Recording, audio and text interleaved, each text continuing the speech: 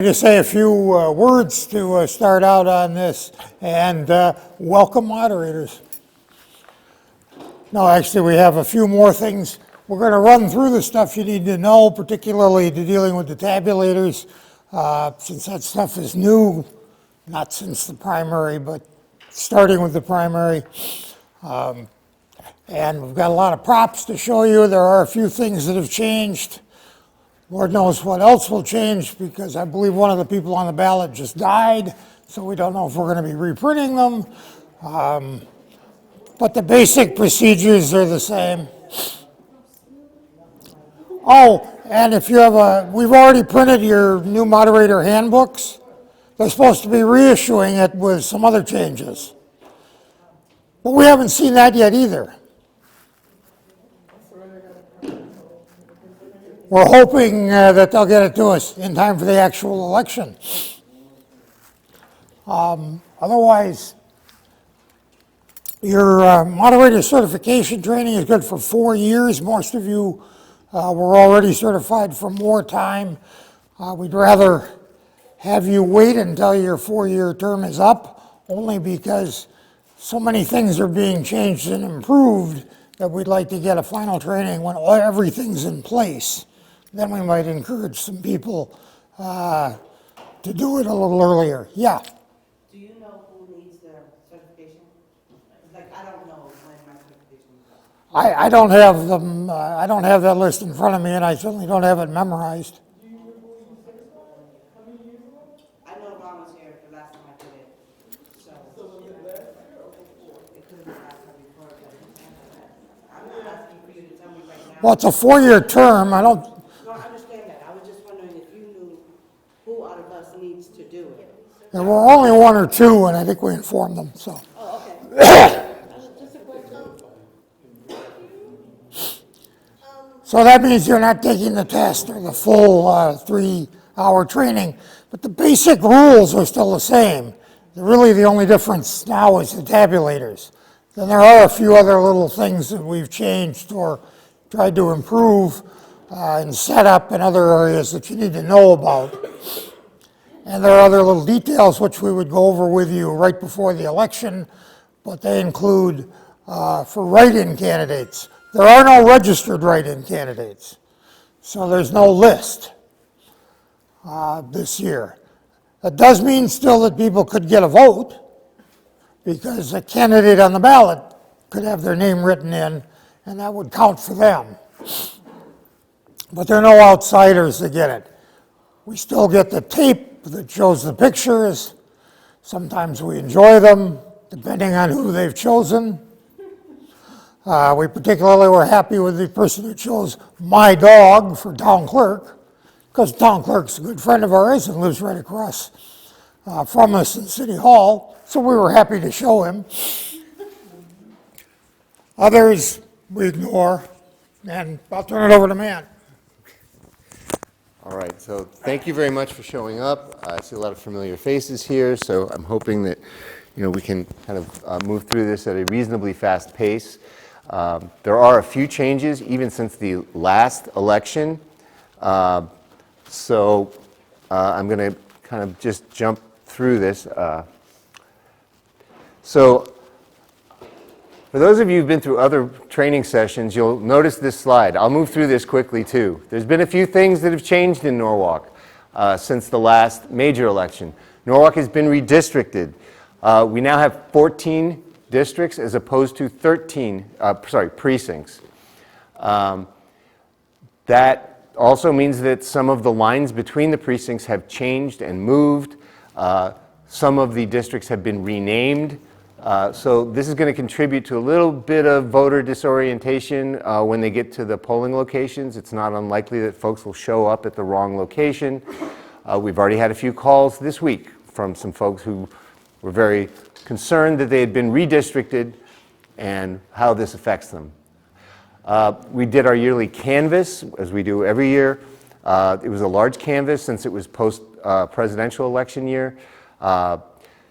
There were a lot of folks that made their way onto the inactive list, so it's possible that your assistant registrars will be seeing a lot of activity for people showing up that are on the inactive list.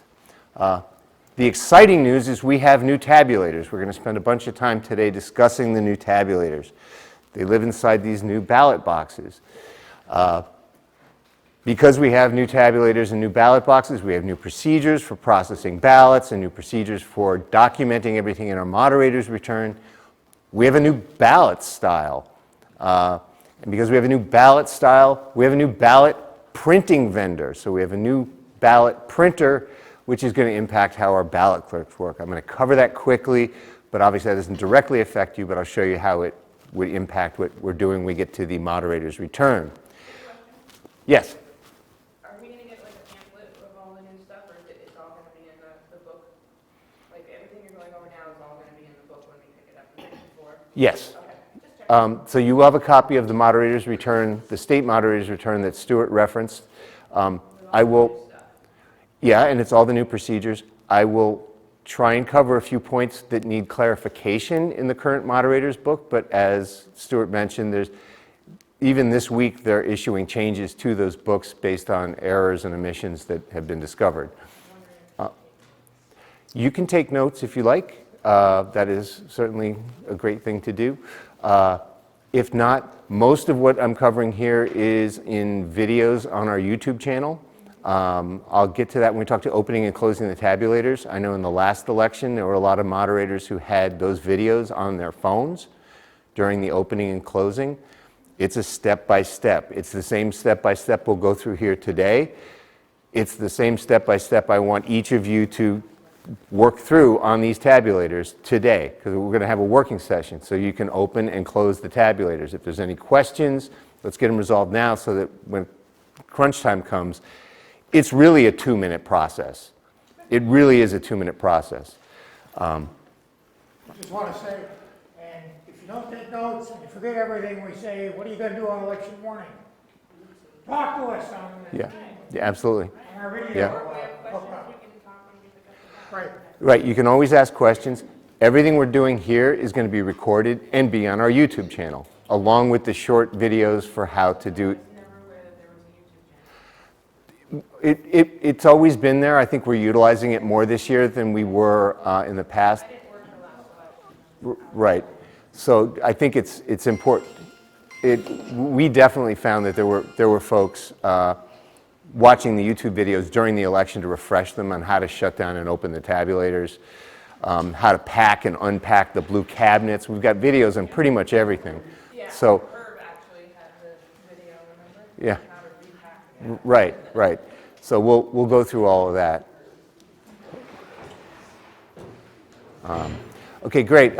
Another slight change that was made was we have a new voter lookup interface.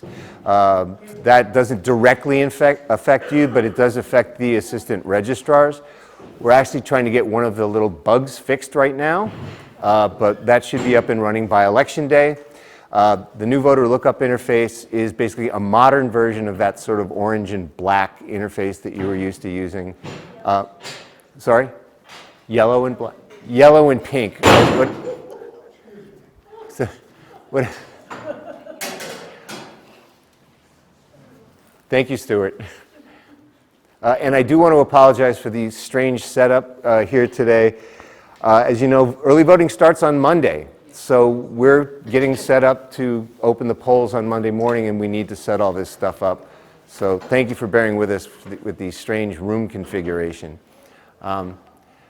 And I think the last change is that we're using a poll worker portal. You probably all have logged onto the poll worker portal at some point. Can't get in, send us an email and we'll get you set up.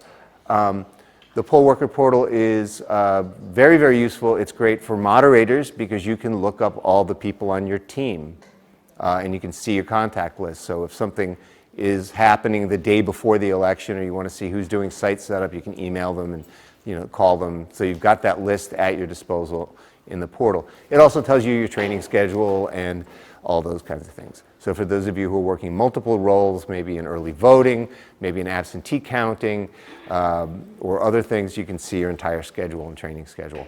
So that is the overview of the entire, of changes.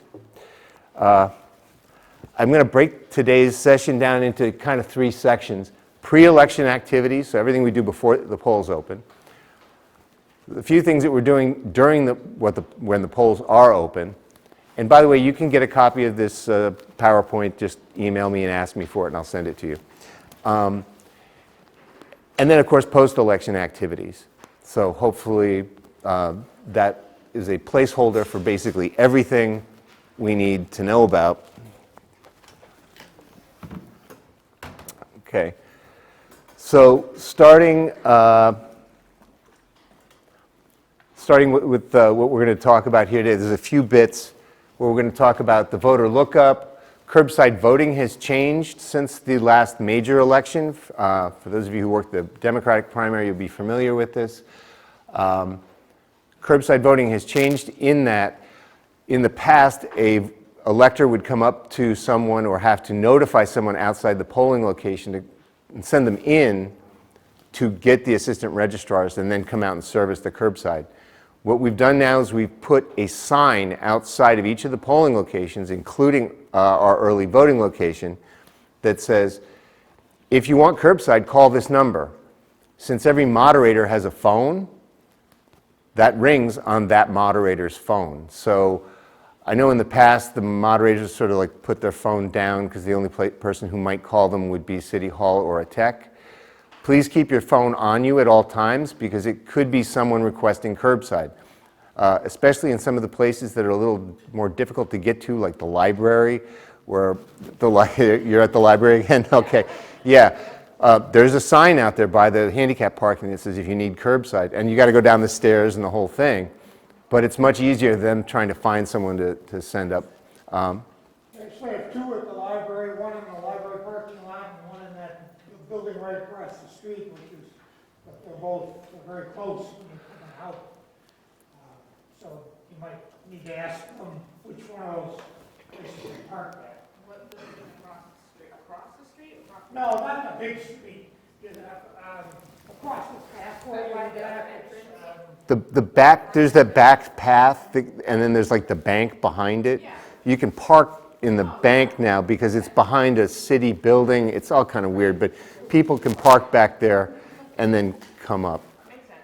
Yeah. We're putting a handicap call in there for curbside and also in the parking lot. Hopefully they'll find it. It's new for the voters too. They don't know typically where this would be because it was just any place before.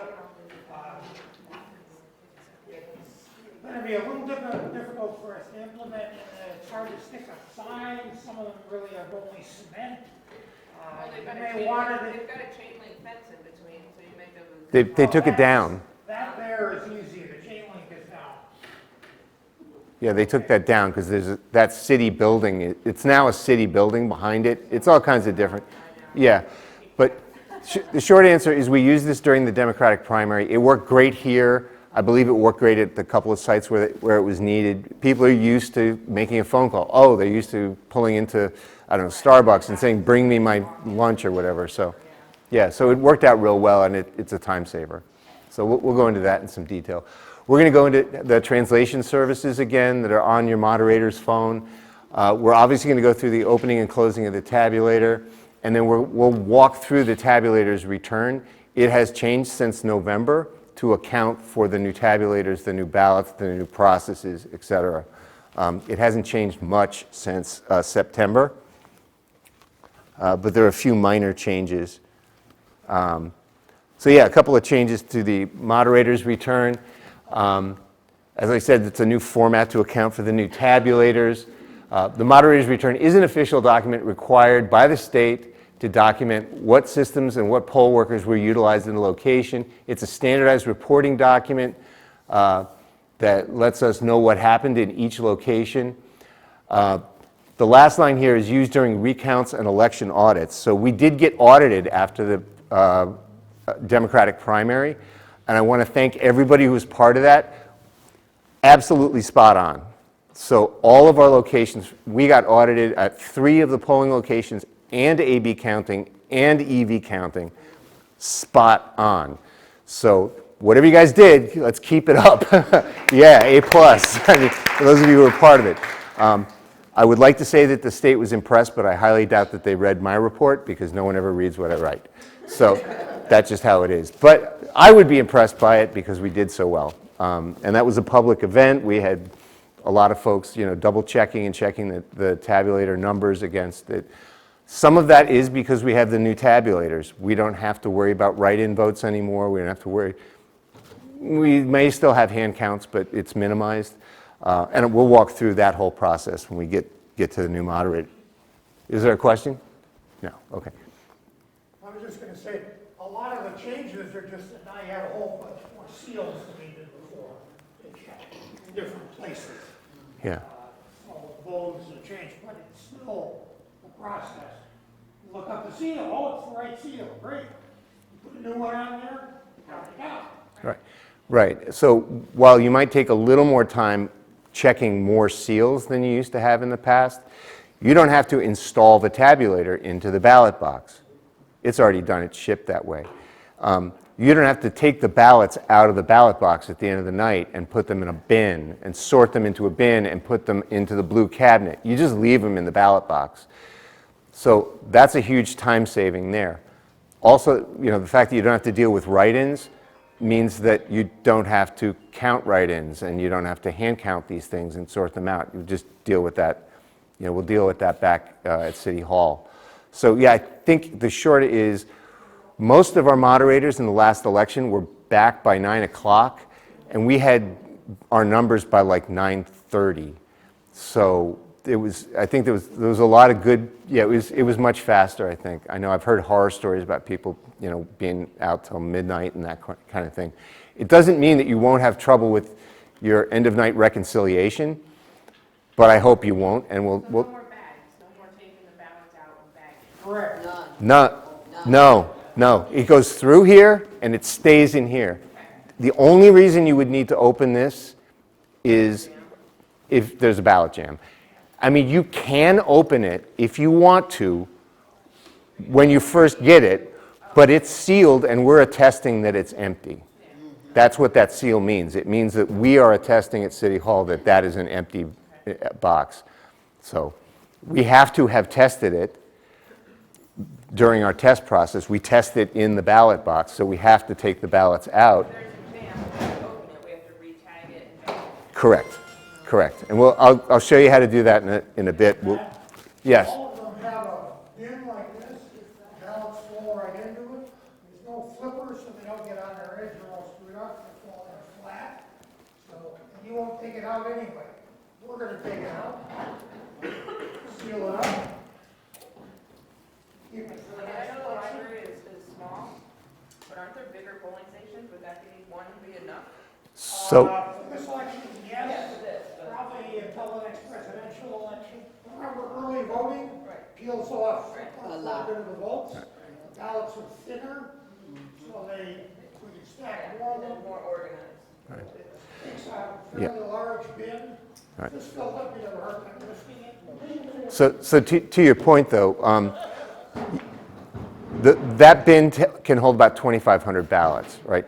If we're looking at, say, a presidential election or maybe the state election next year, and we think it would go larger than that, these tabulators are actually slower also, because there's two reasons that I'll answer your question. They're actually a little slower.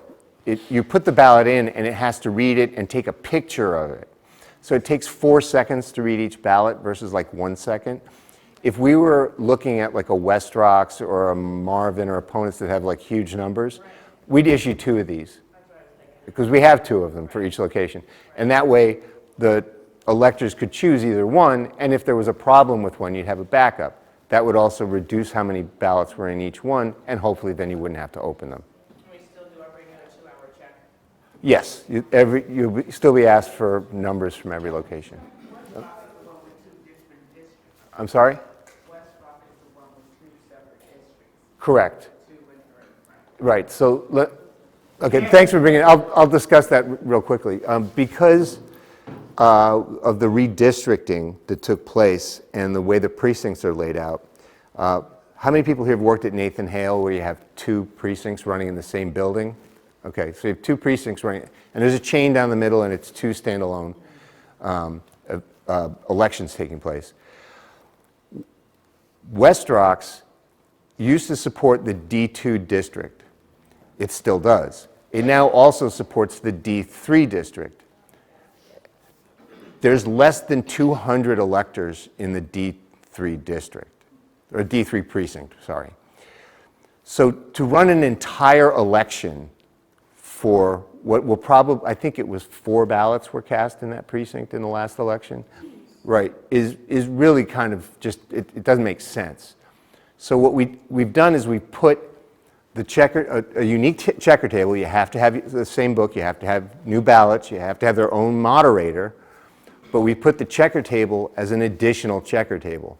And now when somebody walks in, they say, I live on Ward Street, hold on a second, and the checker can turn around and check them in the next district, and the ballot clerk turns around and gives them a ballot. So it's a unique configuration that was precipitated by this particularly small precinct. It seemed to work last time. I don't, it did? Yeah. Okay. So yeah, it seemed to work, and we haven't heard any.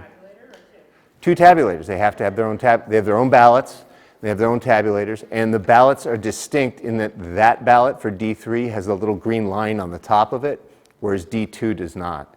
So as someone approaches the tabulators, which are next to each other, of course the electors don't know, the tabulator attendant can say, oh, if you have a green line, it goes over here. If you don't, it goes over here.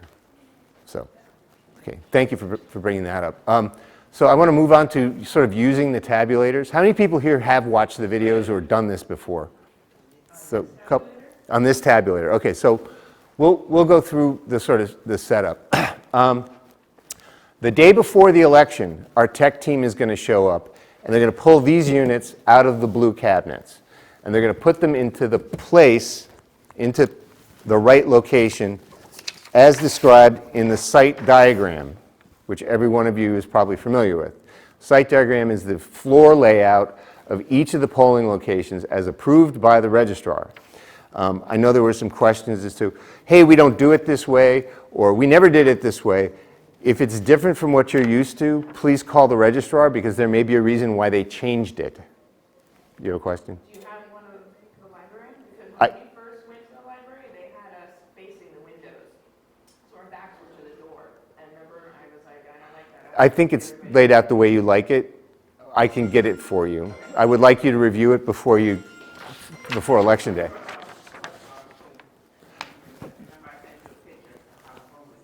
I did see the pictures, and I couldn't tell exactly. I think the tabulators got moved. You moved them closer to the exit door? Under the basketball court, and then, right, so we had D3 to the left and D2 to the right. Yeah. And then they could exit out the door. If you could both just send me an email and ask me that question, because I'm going to forget it between now and the time I get, because I'll get you those, and then you can review them before. I'd rather you review them before we. I think a better question about West Rocks is because this year we're going to be using the exit door, that exit out into the school, and that's where you had the second part of D3. Are we changing it, or is the exit still? I think we're still using the back fire entrance to let people out. Have we changed the layout? I was not aware of Well, you're not that. going to let them out into the front parking lot. You've got to let them out on the Aiken Street side. So just, I don't want to like get sidetracked into this. Maybe we can talk about this offline, but in the primary, we had them exiting outside in the back so that they could walk around the building, because we couldn't go through the school. It's not uncommon, since it's an election day, that the school's closed and we can. School's closed this time. Right, but that would change the entire layout of the floor. Let's discuss that. Let's discuss that. Yeah, okay, thank you. But it's a good point. The main thing you can't change is, in the layout is sort of where the moderator and other stuff is, because we have those cameras, and if people think that the camera up in that corner can spot the ballot they're filling out here, so they get excited about that, call the Secretary of State, and so we've got to have it so the cameras are set up so they don't see where the person's voting. It's not a good camera, it's a webcam. You could barely see the ballot, never mind any votes. Just, people think you can. So those locations were limited. You have a question? The power source at South Norwalk School, was that checked? the stage. Was there a how problem with that? Yeah, remember how they they shut the power down? So No. they had to reconfigure? No. Well, they know I don't know what happened to the power there, but They're they're doing happy to have it. construction. The power on the stage was shut off. They were gonna. So you had to shut run an it. extension cord somewhere? We had to flip it. Okay. We had to flip. Let's the bring that up afterwards, because yeah, I want to stick to sort of training here today. I want to get sidetracked. It's a good point. I want to discuss it. But let me get back to sort of how we do this stuff, because we only have 3 hours and it seems like a long time, but it may not be. Okay, so back to the tabulators. On Monday, the tech team will pull these out and set them in the location that they are on currently sitting out there. Maybe we'll change that, but we'll change the diagrams as well. They should be sitting out plugged into a UPS, which is a big battery, and the battery should be plugged into the wall. So what you should be greeted with is a ballot box with 6 tamper-evident seals on it, of which you can see 3. Okay, and we'll walk through that process. And what I'm going to do is walk through the moderator's return. So we get a first look at a change to the moderator's return. Okay, can everybody see this? Okay. Okay, so this is our new moderator's return. As you might imagine, these 6 tamper-evident seals are listed in this table on the left, and they're numbered 1, 2, 3, 4, 5, and 6. And we've got pictures of the tabulator in the ballot box, and the position of each of those is numbered on the pictures. So we know which one is number 1, which one is number 2, which one is number 3, which one is number 4, which one is number 5, which one is number 6. Chances are you're not going to break all of them, but you do have to break a few of them to get started. So let me introduce a few things. First thing is wire clippers. I know these were issued the last time around, but these are really good at breaking tamper-evident seals. They'll be in your moderator's bag. If you try and use scissors, it will work, but it's kind of a pain in the butt. If you try and yank them off of the systems, you'll break the actual tabulator or ballot box. Please don't do that. So we're issuing these little clippers with everything, okay? Let me go back to this.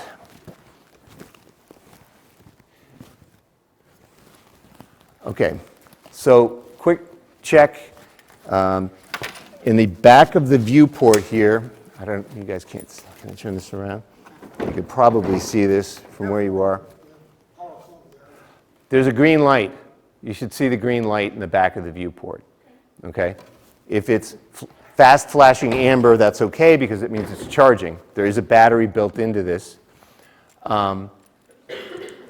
So what we're going to start doing is breaking the tamper-evident seals. And we're going to check them against the moderator's book. See how it says tests from City Hall? Those are the numbers that will be logged that should be on here. So we'll check them as we break them against that number. And as you might imagine, the next column is the return TES numbers that you're going to send back to us. Do you have a question? Sharpen the focus on it a little, or closer up? I don't know. Is that better? Is that better? Okay. Sure. So yeah, so when you're done at the end of the night, you'll fill in the second column. Okay? Any questions about this page on the moderator's return, or before we? Are we giving them the red ones to come back? I think we're, so yeah, thank you for bringing that up.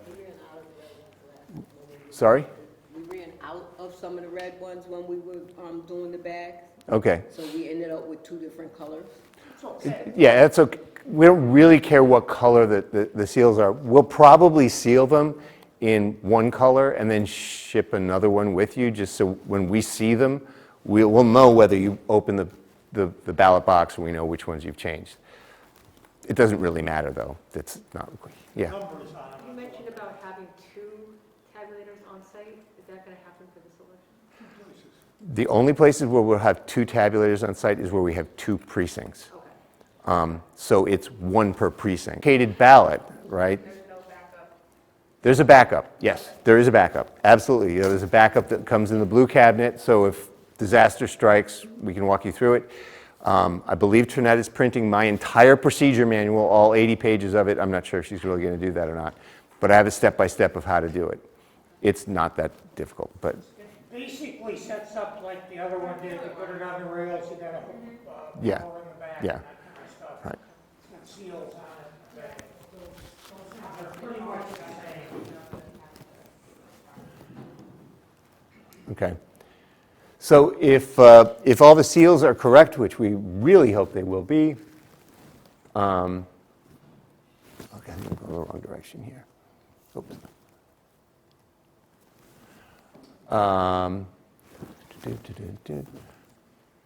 Okay, so we're going to go ahead and open the ballot box, and I'm going to get my keys.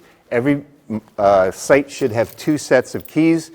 We've got all new keychains for everybody. We've got labels on all the keys. You have your option of using a lanyard that you can put around your neck, or some people like the little wrist thingies better. It's up to you. Do what you want.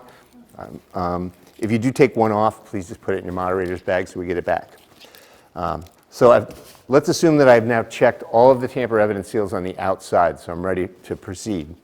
I'm going to start by clipping the tamper evidence seal here at the top so I can open it. It's over here. And then use the keys to open the clamshell case. This is called a clamshell case. There are 2 keys on your keychain. There's one that has black plastic on it and one that is just metal.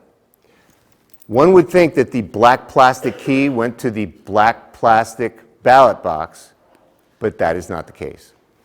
The metal key goes to the black plastic ballot box. Right. That's why we couldn't ship them sealed in a container for us with no cover. Right, because they weren't sealed. This is sealed and locked. So we're going to open this up, and what we'll see here is 2 more seals inside. One is on the back access compartment. It's unlikely that you'll ever have to open that. And the other one is on the tabulator release lock. It's also unlikely that you'll ever have to undo that.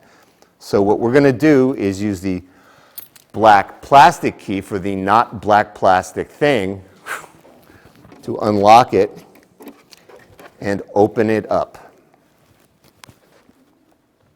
Yeah? And it will boot up. Okay, and it will boot up. It will boot up if it's on power, right? If for some reason it doesn't boot up, that means it's probably not plugged in. But generally, it should boot straight up. Okay? And when you open this, you see that there's another tamper evidence seal in here. That's our 6th tamper evidence seal. While I'm waiting for it to boot, I'm going to do one other thing. I'm going to open up the auxiliary bin.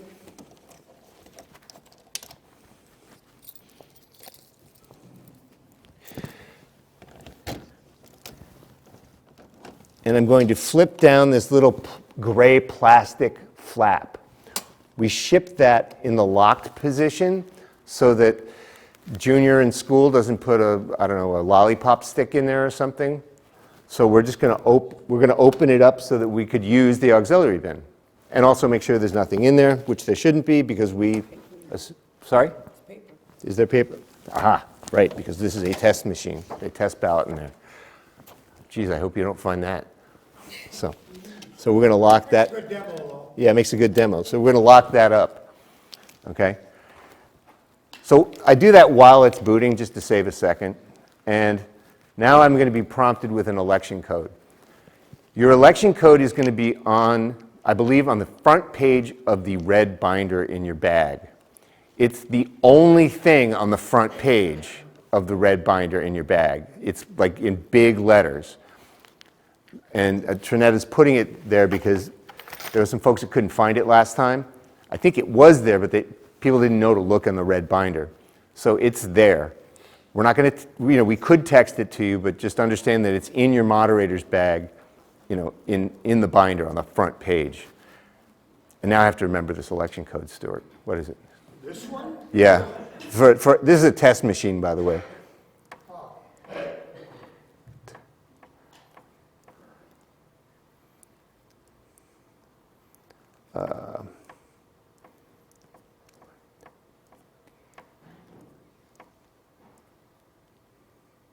Okay, so I entered in the election code, and it says it's loading. And behold, a tape starts to come out of it. So this is one of the little issues. I just want to sort of go over some nomenclature here. In the moderator's guidelines issued by the state, they refer to the term tape and report sort of interchangeably. So if you're reading that document, understand that report is a tape and a tape is a report. So I'll try and clarify this. This is a system startup report. It is on a piece of paper. This is going to sound awfully nerdy. Yeah, nerdy is the word. Okay. So now I'm going to go ahead and open the polls. I'll get back to the whole concept of the difference between a piece of paper, a report, and a tape in a minute, because that appears to be really important. I'm going to hit the open poll button, and it's going to automatically print out my 3 reports. It doesn't do it here because this is a test machine, which will yield a single piece of paper with 4 reports on it. How about Yeah, this long? right. Because there's a lot of. Well, remember okay, so let me finish. So there's 4 reports. The first one is the system startup report. The second, third, and fourth are all your 0 reports. So we're going to take a pair of scissors, and we're going to take the first and second report, so our 0 report with our system startup, and put that in the moderator's return. The third report, which is another 0 report, goes on the wall, and the third report the fourth report, the third piece of paper, goes in the auxiliary bin. So it stays with the ballots. And that is one of the changes from the last time. I think we still had everyone pulling the tabulator out and scooching it in. Let's save some more time. Put it in the auxiliary bin. Okay? And I think I told folks to do that because it was more efficient, but the last round of training videos still had us cutting a tamper evidence seal, unlocking the tabulator, pulling it out, and putting it in the ballot box. It seems like just a waste of time. Just stick it in the auxiliary bin. Okay. Any questions about the tapes? Okay, which by the way I describe it, I would say we have 3 tapes because we have 4 reports on 3 pieces of paper. If you read the state moderator's return, they'll call it 4 tapes. So just don't get confused in that. I'm sorry to get into the weeds on that, but there was some confusion amongst registrars. Yeah. So, just to clarify. Yeah. The first, because you're cutting. Yep. In between. Yep. So the first 2 will go in the moderator. Right. The third one will go on the wall. Correct. The fourth one goes inside. Correct. Right. Because the last 2 are identical. So okay. And we'll revisit this topic when we close the thing out.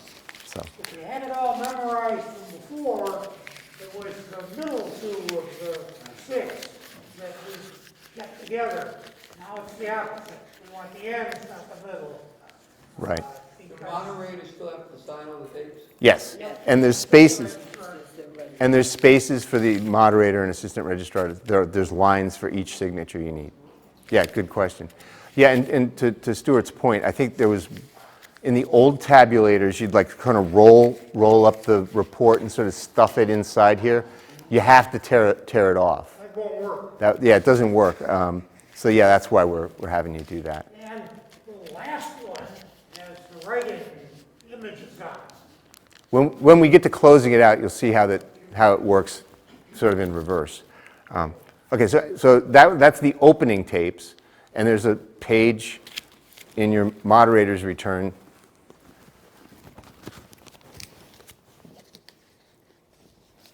The very last page says paste your tapes here.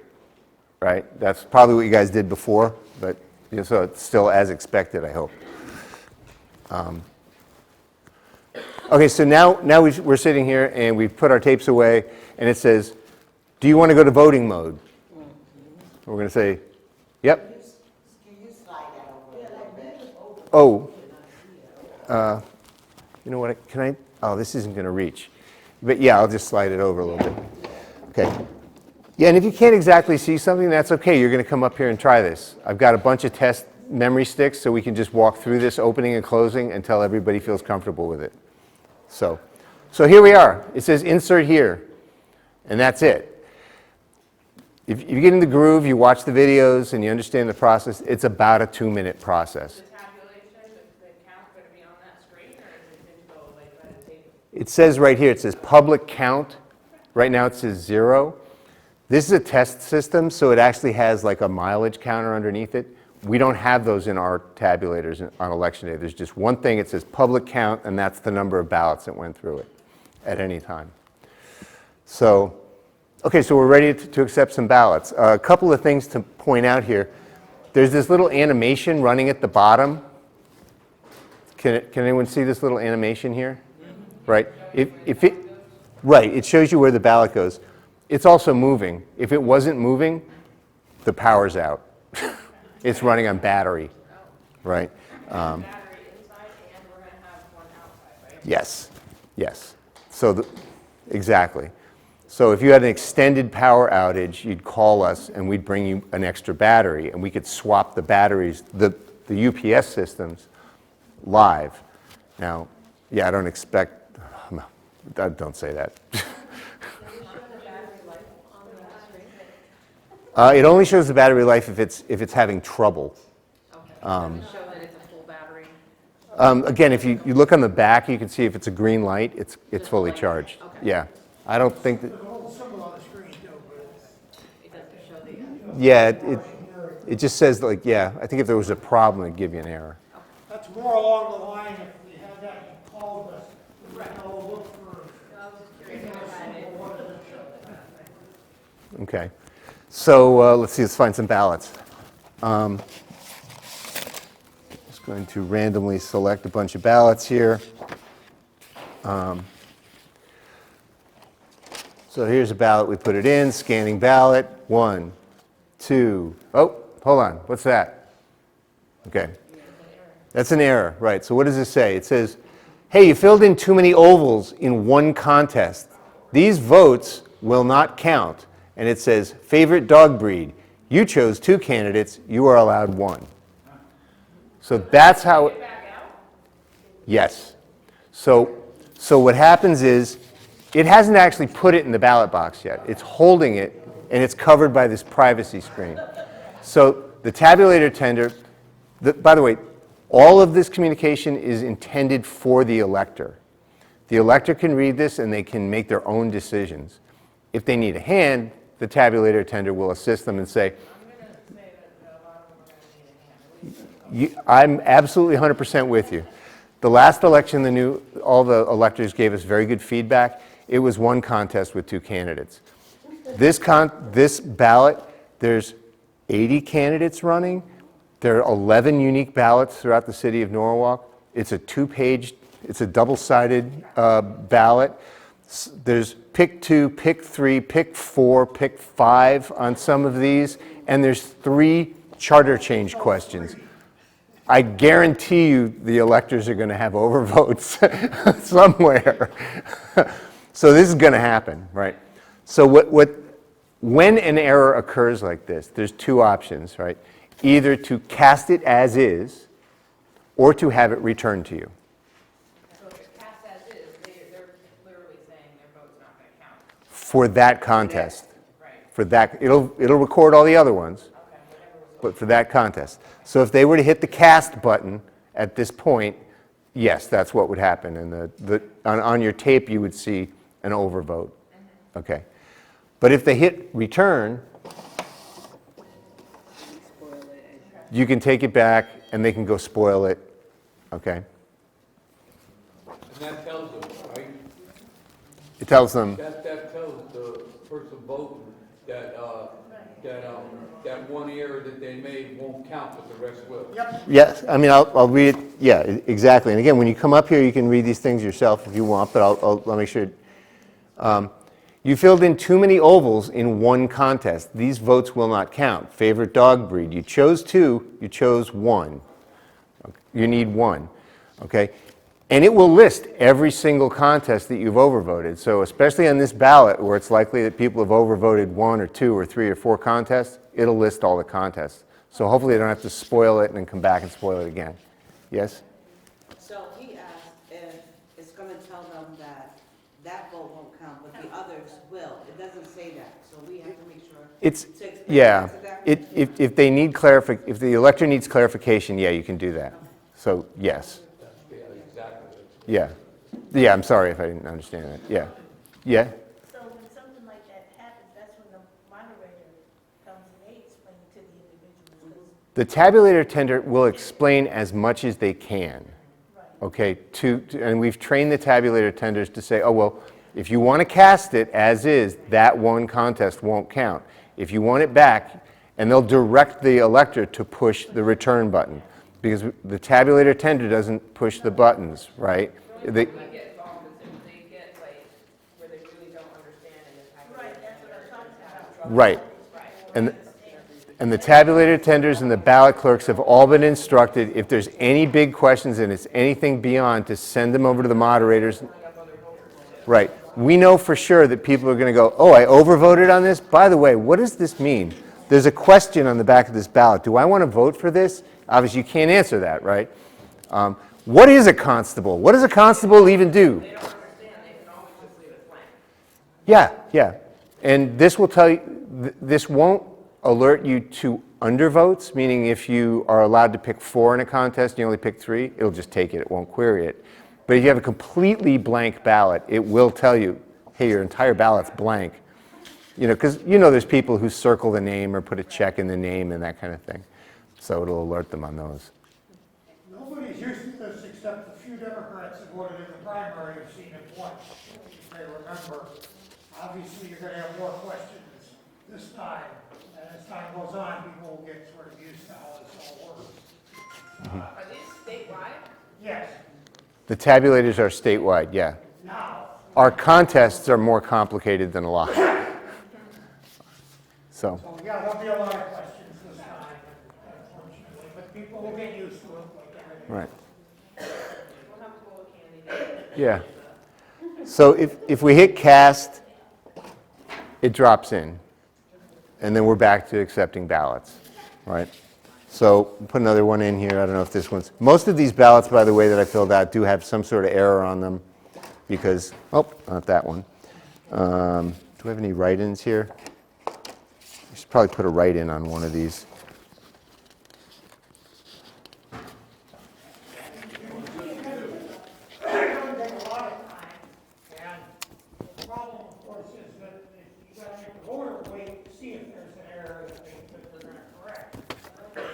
Part of the job, but it doesn't really slow things up much because before the next voter could get there,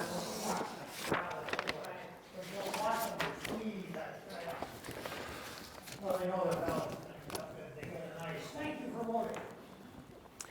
Okay, so now we've run the whole election. Are there any questions about casting ballots or anything of that nature yet? Okay, so we've run the whole election, and it's time to shut down at the end of the night.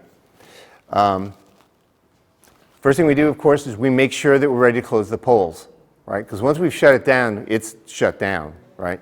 So we make sure that all the privacy booths are empty. There's no one running up to the door trying to get up to us. We make sure that nobody's hiding out there, right? Because I expect a lot of people get this ballot and they're going to stand at the privacy booth and start Googling. You know, it's probably going to happen, right? So that'll happen. Once we're sure we can shut down the polls, we're going to take our clippers and clip the tamper evidence seal here on the front access compartment. Okay. Now, I'm talking about introducing this banker's bag. We're going to keep all of the clipped tamper evidence seals in this banker's bag. Okay. And there's one very important thing that'll go in there as well. And we're going to use the metal key to open up this front access compartment. Oh, sorry, the black key, thank you. Open up the front access compartment. This is where I wish that camera would be good over here, would make it over here. No. Let me just move the tabulator really quickly, because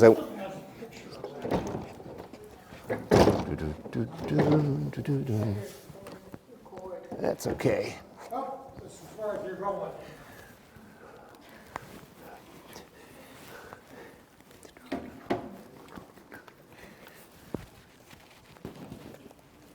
Okay. What's the help screen? Hold on. Okay, can everybody see what's inside here now? Not really. Okay, let's see if we can zoom in a little bit better. Show where it is. Okay. As close as you can. So there's a power button here. All right, now during setup, do we have to put that power button on, or is it? Nope, when you open it, it turns on automatically. The only reason it wouldn't turn on automatically is if it's not getting power, right? Got battery. Okay. So this is probably the first time you'll need to open this. I can't think of another reason why you would need to open this before you're shutting down the poles. Okay? So there's a power button that's nicely illuminated and draws your attention to it. That's not the button you want to push. The one you want to push says close pole. Can we see that? Okay. Up above the power button, right. Whoops.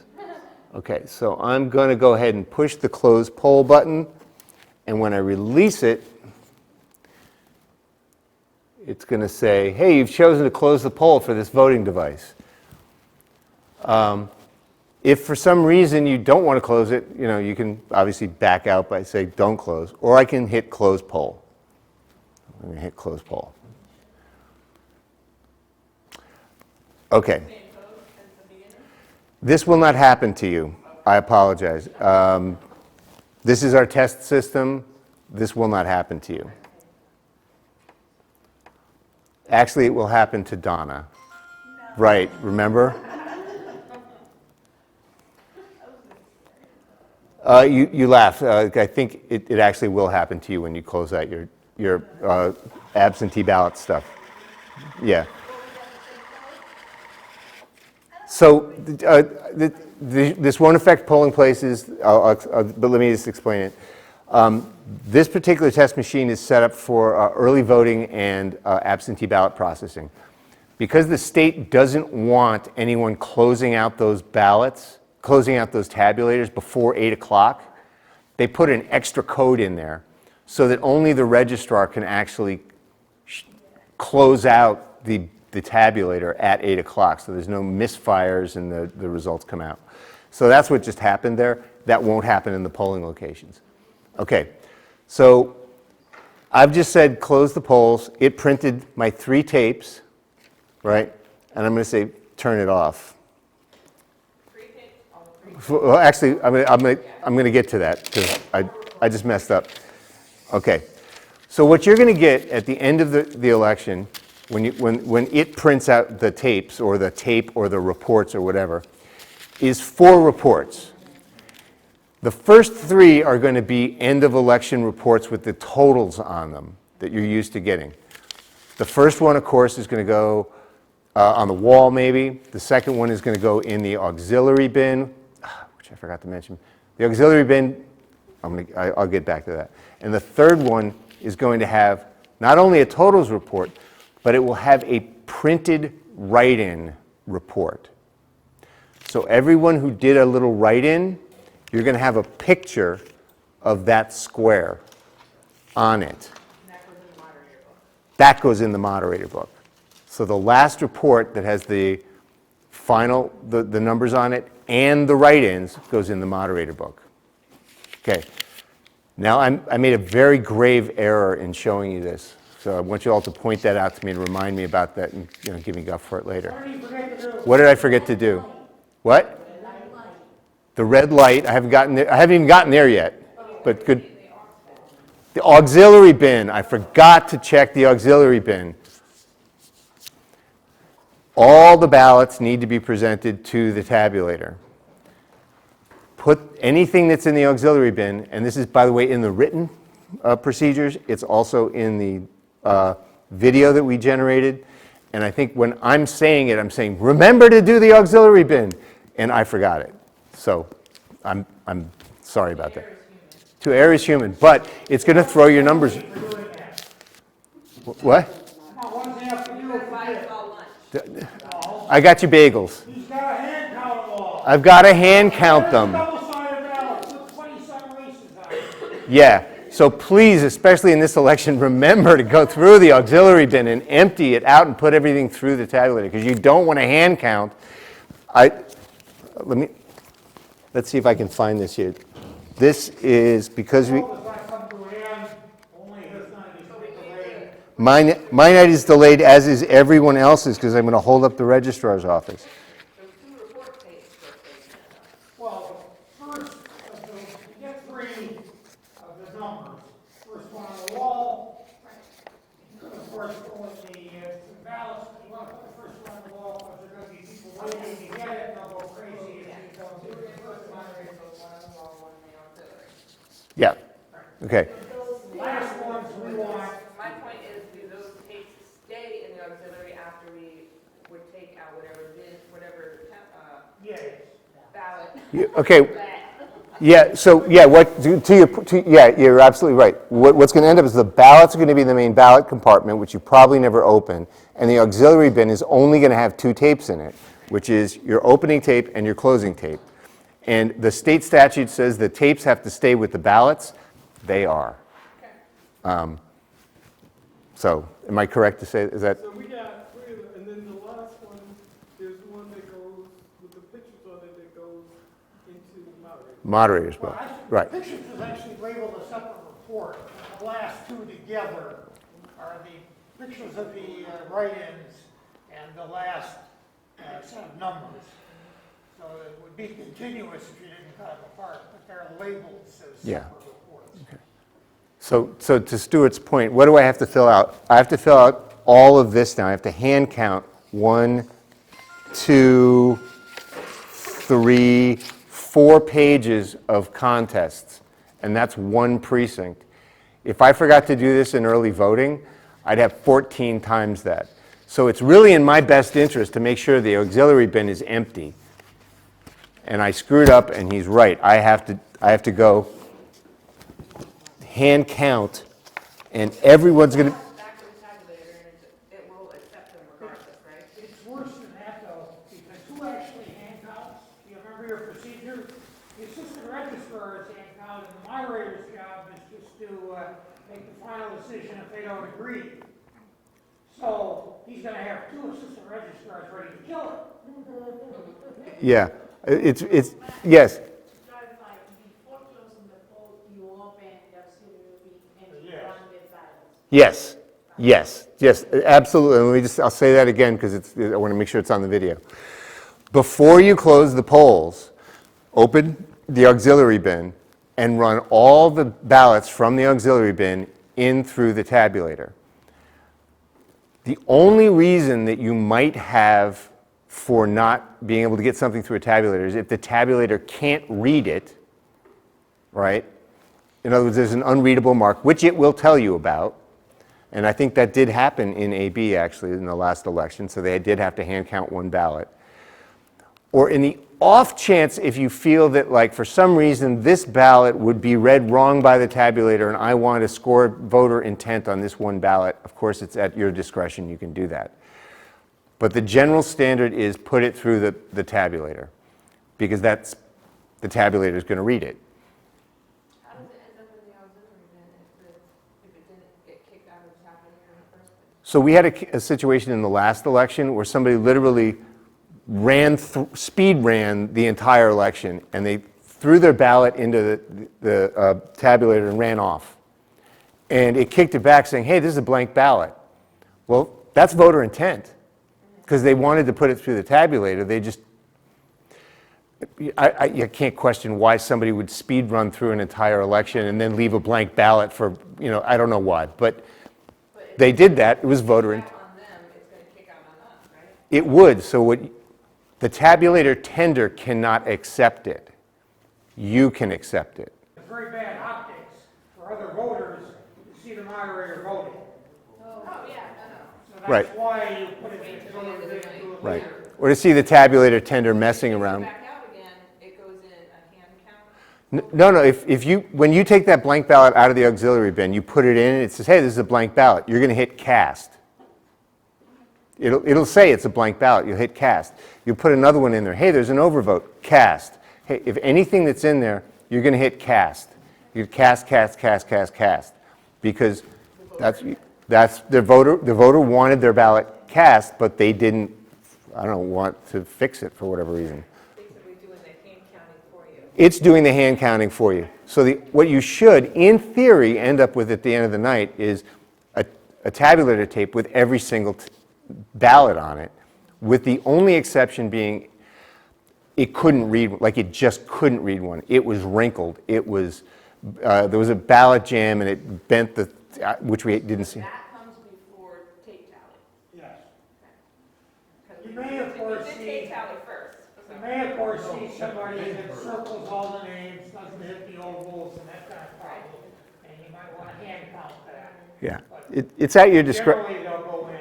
It's always at your discretion to hand count something if you look at it and you go, oh, hold on a second. The tabulators, if somebody's checked the names but not filled in the bubbles, you go, oh man, the tabulator's going to call this blank, but I know the voter had the intent. Yeah, you can hand count. That's up to you. Or you could put it through the tabulator. It's up to you. You're the moderator. That's your choice. Most of the things that the tabulator can't count for some reason you wouldn't necessarily know about because you haven't looked at all the ballots.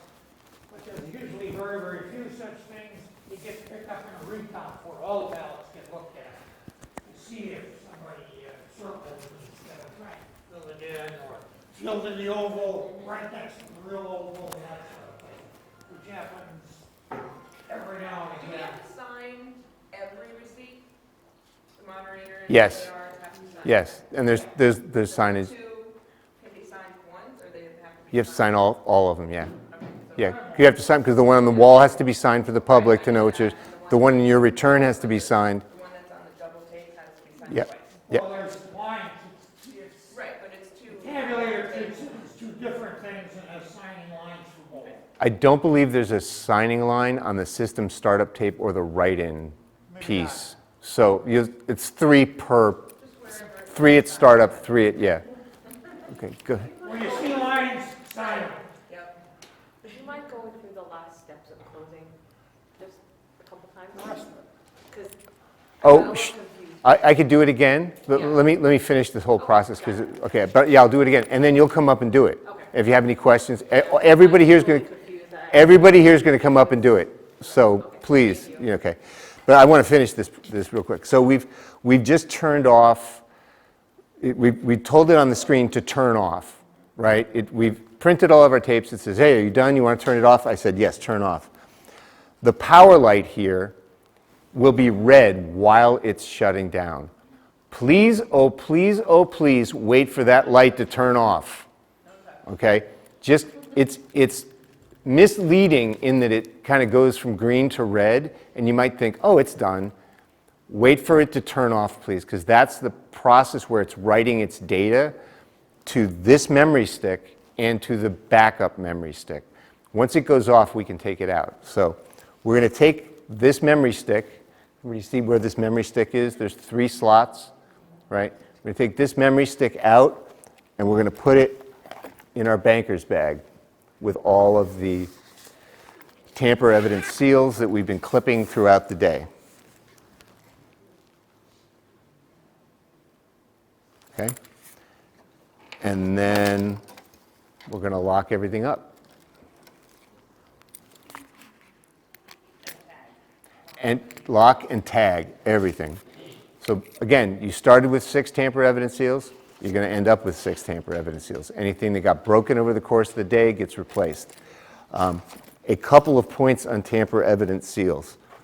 I can't believe I'm having a nerdy discussion about tamper evidence seals, but you know, it seems like the place to do it.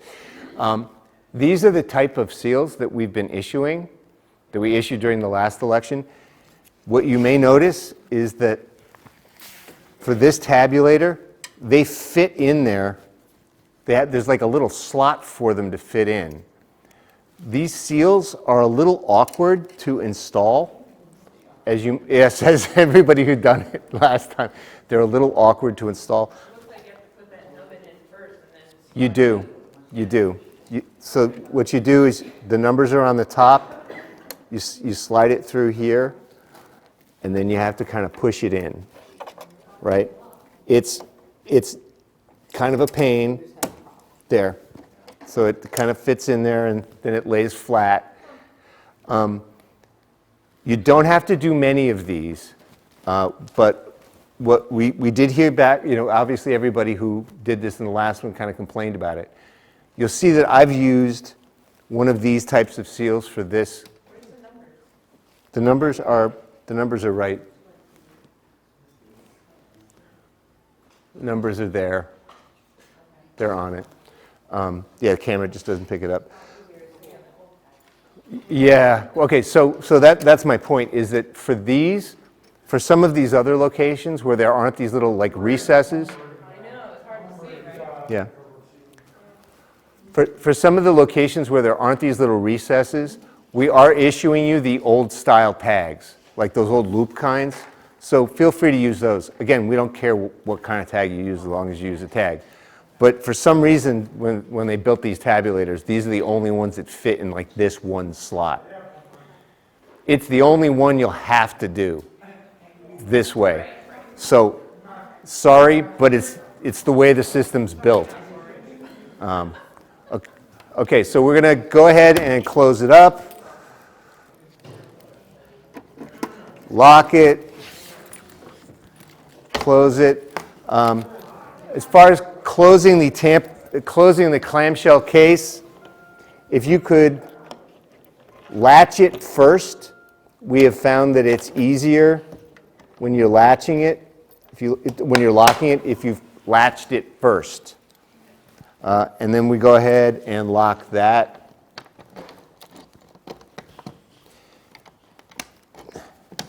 And then put a seal here. Again, this is a good place to put one of those loop seals as opposed to these annoying little padlock ones. So go ahead and put a loop seal. Documenting all of these in our moderator's return as to what's coming back. Okay. I think that's basically it. We went over some exceptions. Oh, one other thing we can go over, ballot jams. I'll open this back up. The tabulator will tell you, like the old ones did, hey, I have a ballot jam. And it'll tell you in big letters on the screen, the ballot was cast or the ballot was not cast. Okay, it'll tell you right off the bat.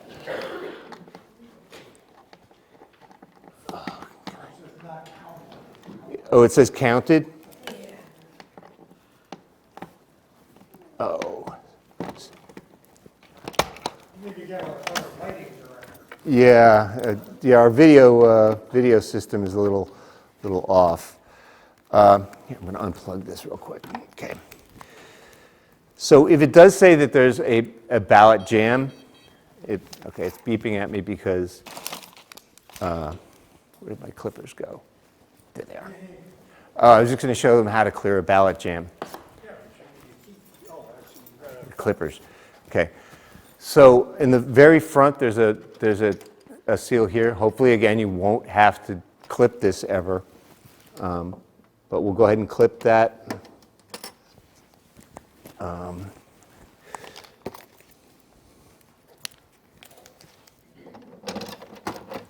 Unlock that. And we can slide it forward a little bit and then resolve the ballot jam. Okay? And document and save the seal. Exactly. I don't believe we had any ballot jams for the last one. It does occur. That's sort of an anomaly, so I'll just show you. Another slight anomaly, I'll mention this to everybody because I mentioned it to the tabulator tenders for sure. when the ballots go through, if there's like gunk on them or if the ink is like runny, it could mess up the optics. Cheeseburger fingers. There we go. Cheeseburger fingers. Somebody just had a pizza and they got all kinds of stuff all over it. What happens there is you'll start putting ballots through and saying unreadable mark, unreadable mark, unreadable mark. And if your tabulator tender is seeing a lot of unreadable marks, we've told them that they should mention this to you. Okay, so it's probably unreasonable that every second elector or first every elector is going to have an unreadable mark. What this means is that the optics on the scanner are dirty. You will be issued in your blue cabinet a small green container that has tape, extra paper in case you need it, as well as optics cleaner. So it's basically eyeglasses cleaner. This happened once in the last election, and we walked the moderators through it. I can show you here real quickly what it takes. It's not real difficult. Come here, you. Sure.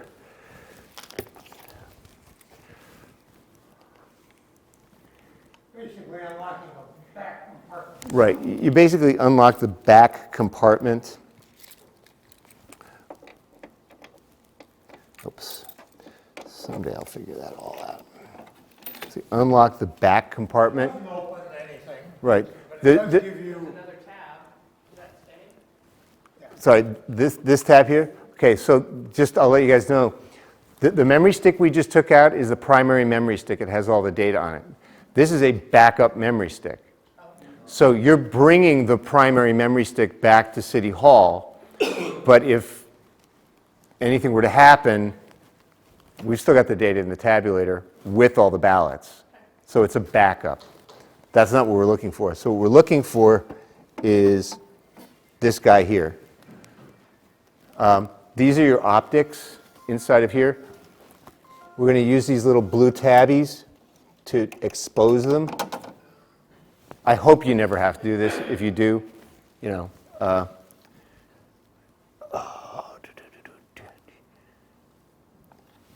if you do, In the old tabulators, you couldn't get your hands on it. right. Clear jams So or anything. what you do is you take the eyeglasses cleaner cloth, you spray the stuff on it, and then use the cloth to clean the optics. If this happens, please call us. There's a strip right here down the middle, and there's an equivalent strip down here at the bottom, because it does scan both sides.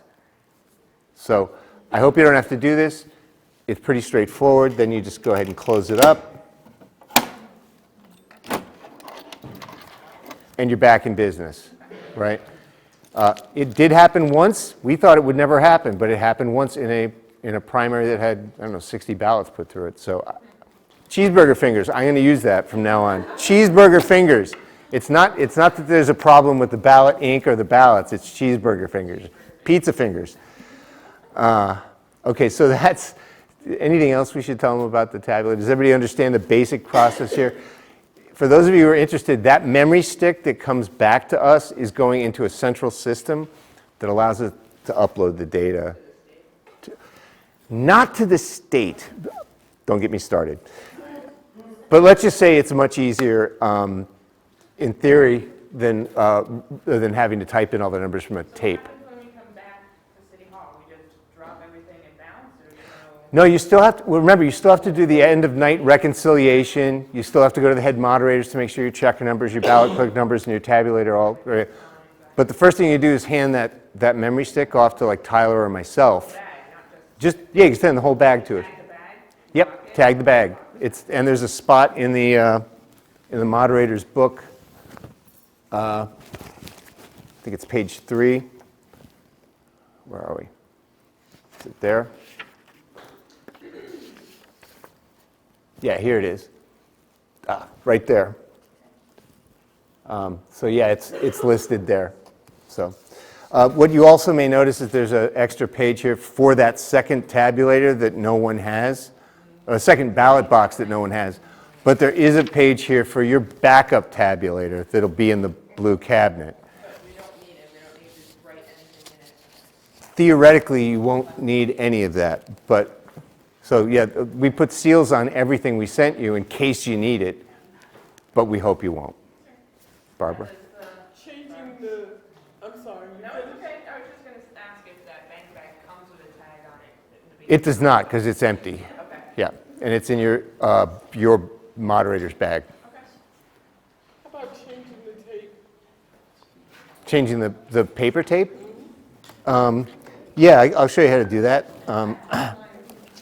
Again, we really hope you don't have to change your tape. We're going to try and make sure that everybody has.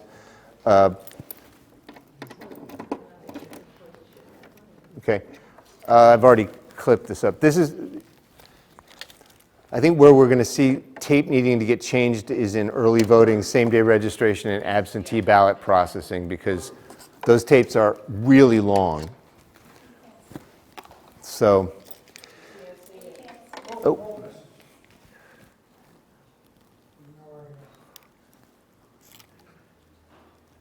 There we go. Okay, so to change the tape, you open up this compartment, which is where the memory stick would be. You have to leave the key in it, because you then have to push this little blue button over here to pop this guy open. And then here's the tape. So you would take the roll out. You don't have to put the roll on anything. It has a self-contained little roller in the center. And then you have it like a smiley face is the way they say it. And you just drop it in there and close it up. Okay? It's a thermal tape, so there's no ribbon. Like the old one had ribbons. We issued ribbons with all of them. Don't worry about that. That's not. No ribbon, no spindle. Yeah, so it's much easier. We're really hoping that you guys get a nice fresh tape every single time, so we don't have to run into this. Where the tapes get really long, I'm sorry, Donna, is in absentee ballot counting. These tapes are one report on this is 4 feet long.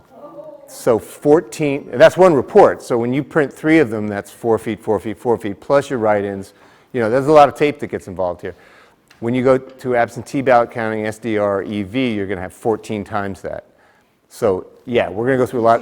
We're going to go through a lot of tape, I think, this time around. Is there anything else somebody wanted to see? Anybody wanted to see? I do want you guys to get up here and try this stuff. Let me just show them a couple of things they need to know. Sure. It's a little different, just before they come on up. We have a charter change on this. There are 3 different charter changes. There's one explanatory poster in English, one in Spanish. So there's plenty of that. Oh, a gigantic instruction sheet. This all has to go on a demonstrator.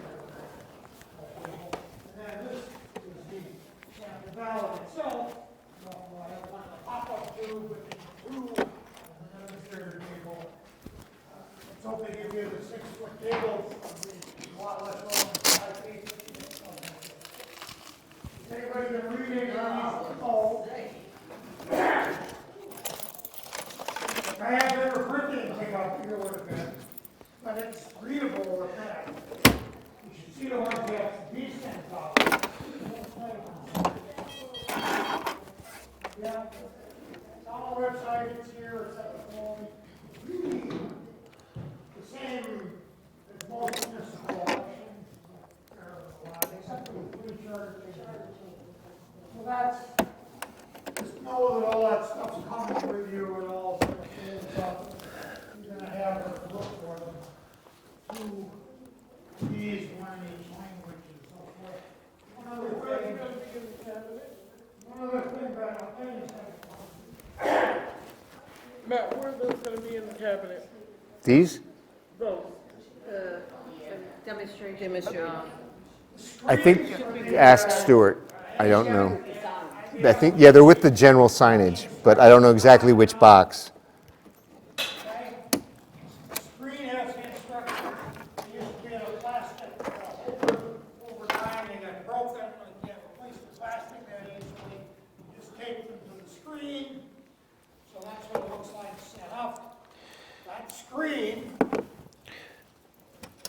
which one it is the front of the booth. Okay?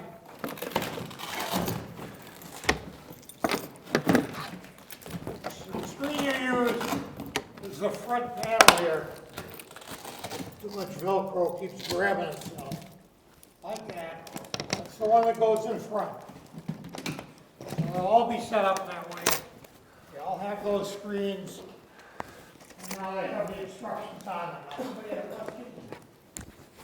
Do we have to set that area up, or does the IT person set it up when they set it Well, up? anybody can set it up, but you should know where that is. I mean, you might want to know where the instructions are.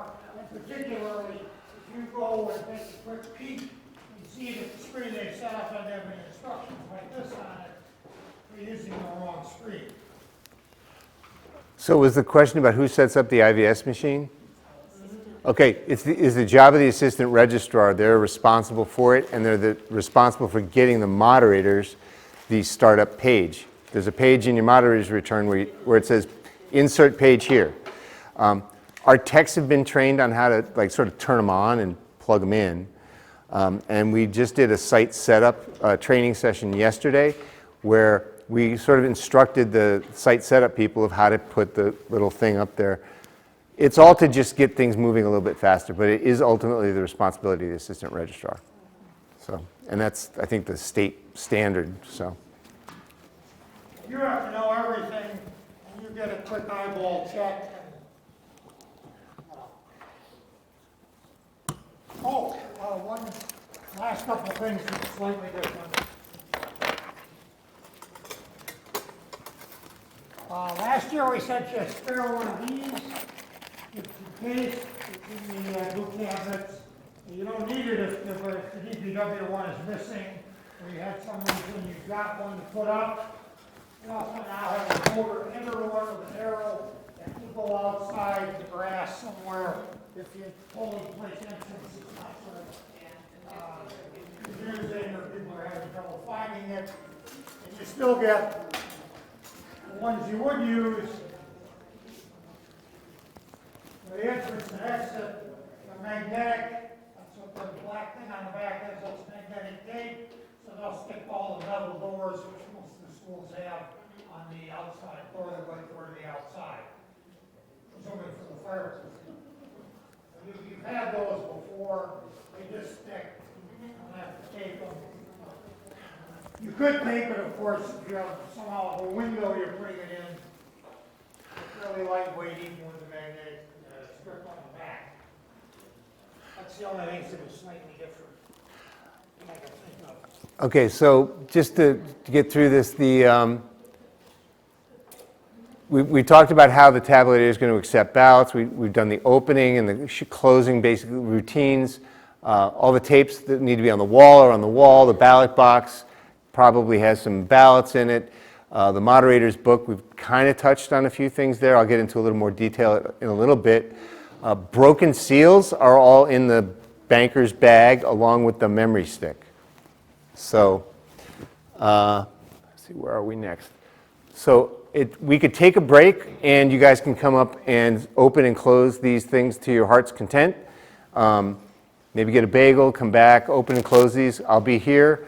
I have like 5 or 6 of memory sticks so we can boot it up. You could shut it down, take the stick out. We'll put a new one in for the next moderator and we'll go right through the process if you like. If you've already done this, just enjoy your bagel. But other than that, it's at your discretion. What? I'm saying I want to do it. Okay, go for it. So here's your keys. Contests like mayor where you can vote for one. Councilman, you can vote for up to 5 people in that list. This councilman, right, so this is council at large, this is a district level council, you can vote for 2 in the list. Board of Education, you can vote for 4 in the list. So it's not that every single contest allows you to vote for 1 or 2. Every single contest is different. And we've made sure to tell the ballot clerks and the tabulator tenders that the electors need to read the instructions at the top of the contest. We do expect this to be kind of confusing for a lot of folks because every contest is different. Some are 4, some are 2, some are 3, some are 5. And Everything else. okay, so I mean, I'll say it can be confusing. I know because I've seen me get confused over these kinds of ballots before I was working at the working in this job. Yeah. Isn't it just like a horizontal, like you could vote horizontally, but you never want to go vertically, like you never want to vote more people in the same column, you want to just go straight across. If it's vote for up to 5, there'll be 5 columns in that contest. Yeah. 2 in the first column and 3 in the others. Yeah. Yeah, you could vote for, if it's vote for 5, you could vote for 5 people in the first column. Oh, okay. Yeah. So straight down. You could vote 5 people in any order you want, as long as it's 5 people. And you could do a write-in. Even though there's no write-ins, you could fill in a write-in bubble. You could vote, absolutely. It wouldn't count, but you would, yes. If somebody wanted to do that, that would be it. So, yeah, I just wanted to put this up because there were a lot of questions about the ballot. It is a complex ballot. We expect the tabulator attenders and the ballot clerks to be very busy correcting people, spoiling ballots, possibly having some frustrated electors. So, be aware that what we have told the ballot clerks and the tabulator attenders is a lot of people will get frustrated and go, oh, can you just explain to me what this charter change is? You can't. Okay, I can read it to you. I can direct you to the signage. You can read it yourself. But I can't tell you how to vote. I can't interpret it for you. But actually, on the ballot, though, it's nice and concise and clear. It's Oh, compared to this, yeah. all that jargon, I mean, that gets you all combined. Yeah. But you know how people will ask. You look on your ballot and it tells you, because critiques. Right. I mean, Not 100% clear because they've had to shorten it up a lot. That's true. But it's to the point. It is. All the things are scrambled together to separate into 3 different sections. right. So here's the back of the ballot with the 3 questions on it and the rest of the contest, right? So, I mean, how many people are going to come up? I mean, I know somebody walked up to me the last election and goes, I get to vote for 4 constables. What is a constable? What do they do? So that these questions come up, the things we can't guide them. We can tell them to read it, we can tell them to Google it, we can tell them to reach out to the representatives, but if it's election day, so I just wanted to show the ballot to everybody, to show the, Unless it's us anyway, we're trying to tell them to get constables out of there and have the city council pick them, but we haven't sold that to anybody yet. Isn't a constable in law enforcement? Actually, they just serve papers. The only person who knows whether they're any good at it or not would be the judges or the people that are asking to serve a paper for them. I thought and paying for marshals it. served papers. So having people vote on it is absurd, but it is what it is. okay, so a few, Never had papers served on you, you I don't thought know you the had constable is. Yeah, marshals do too. okay, so let's get back to this. I know everybody wants the hard stop at 12. So I'm just going to go over a few other points. The voter lookup has changed. We've replaced that once, what was it, pink and black screen or whatever it was, orange and yellow, whatever it was, that screen with something new. It's a little bit faster. It does roughly the exact same thing. If you ever used a modern search engine, it's basically what you would expect. A few points on that.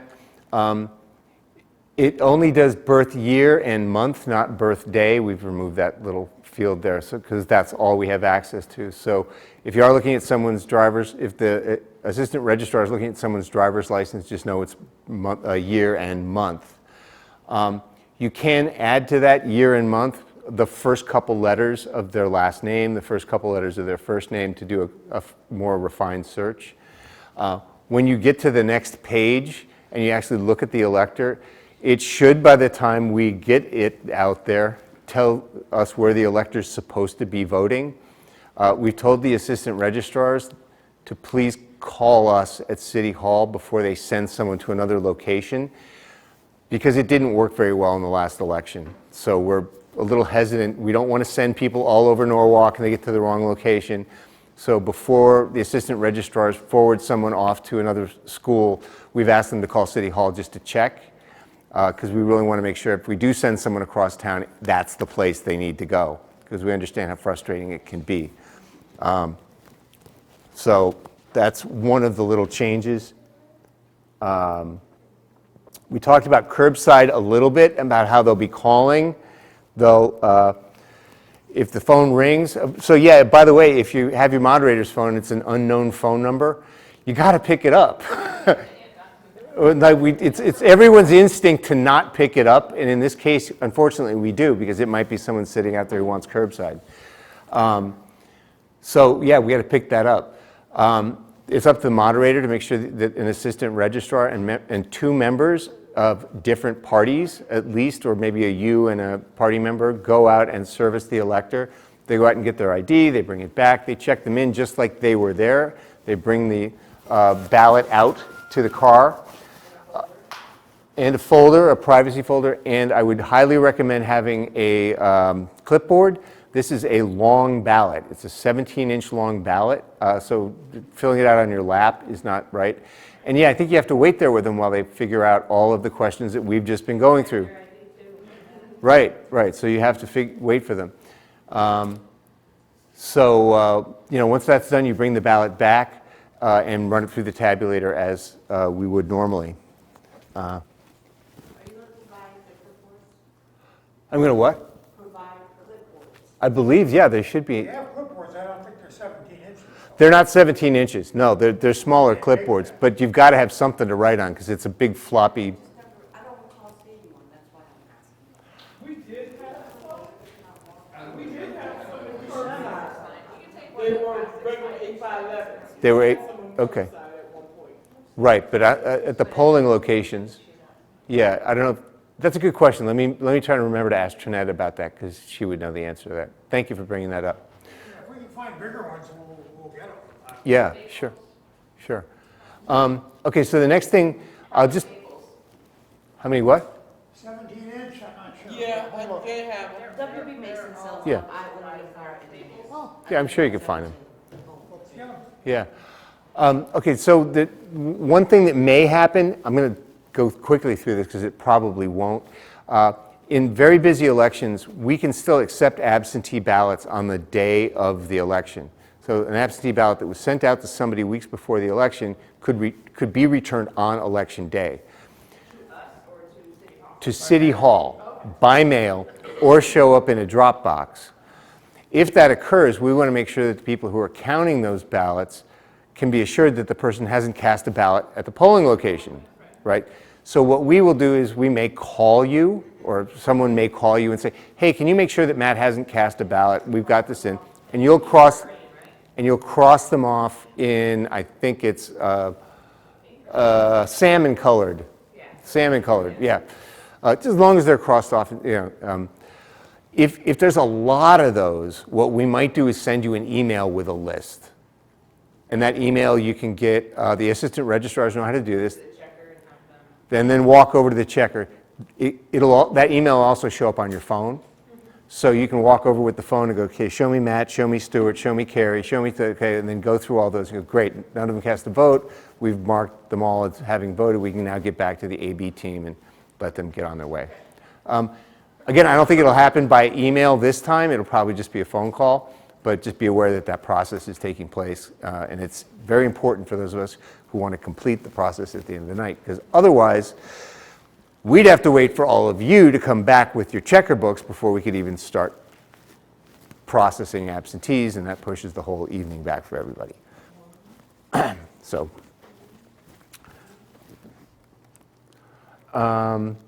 we talked about the phone-based translation service. It's called Interpreter's Insight. It's on your phone. For those of you who haven't used it, it's a little blue and yellow. Do I have it anywhere I could use it? I don't have it anywhere. It's a little blue and yellow icon.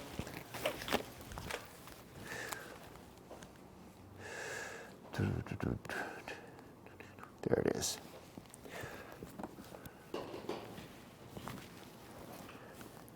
It's this icon right here, which doesn't seem to want to autofocus.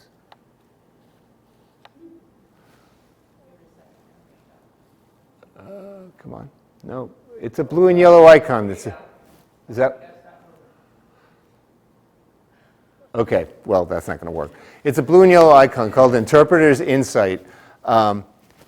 It's a live translation service. If anyone comes in that speaks any language, I mean almost any language, there's hundreds of languages, open the Interpreter's Insight, ask for a video chat, and there'll be a live person on the other end that will interpret between everything from Mandarin to Hmong to, Haitian Creole to Spanish, certainly. Oh, the battery's dying. Oh, okay, well, thank you. I'll turn that off. It's a live person, it is recorded, and it's really helpful. Just a reminder, those people speak the other language, they don't speak registrarese. So if you start talking about tabulators and ballots and contests and things like that, you may have to be very clear about how you have that conversation. Okay.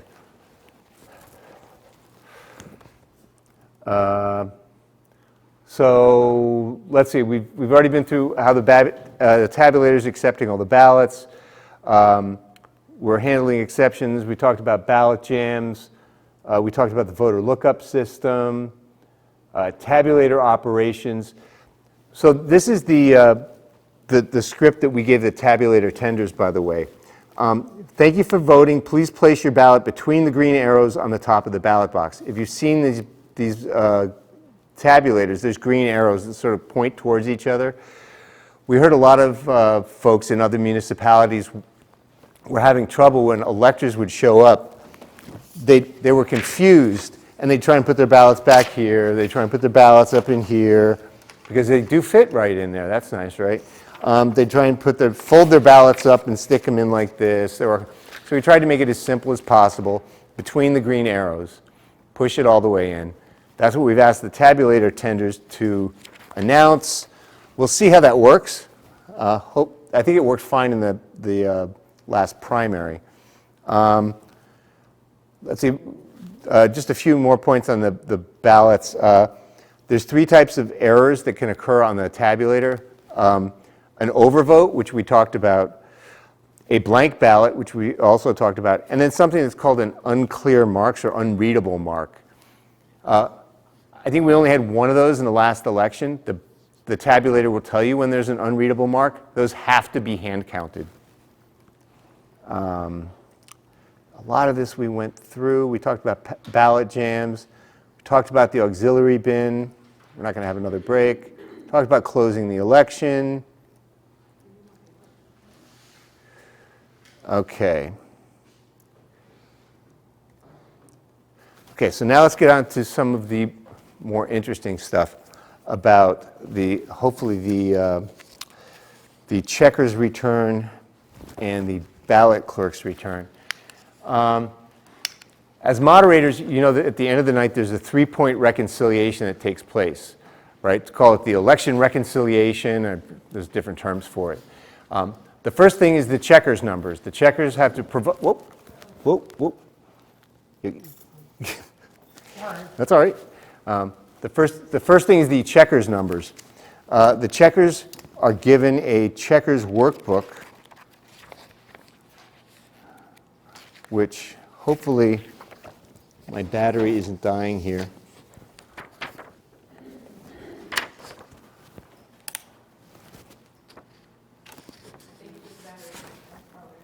There we go. Here's our checkers book. For those of you who've seen this before, it's exactly the same. It's the same as all the other checkers book. It's how many eligible voters were added to the list in your supplemental list, how many total names were removed, how many eligible voters were there at close, and how many people actually checked in during the election. So this should be all, for those of you who've done it before. God, this camera is like crap. Okay. The reason I bring it up is that the moderator's return has been tweaked a little bit. so that in the section that allows you to, sorry, in the section of the moderator's return,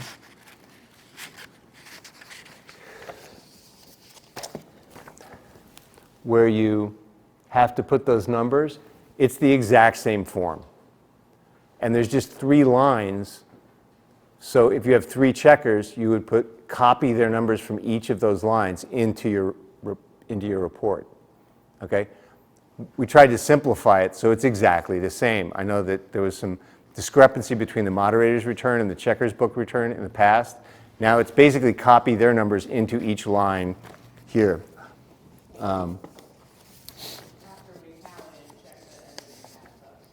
Well, so that's a good question. So the thing is, you're not going to know the total numbers until you've gotten all 3 lines summed up, right? So this total all lines should be the numbers that you're looking for from the other, on the tabulator tape and from the ballot clerks.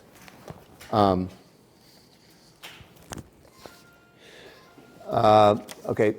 Now, there has been a few little changes to the ballot clerk's return since we're talking about that, if I could find it. Really out of whack here.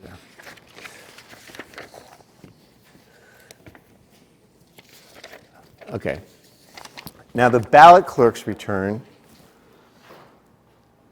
has also been modified a little bit. You may notice that there's rows A through M.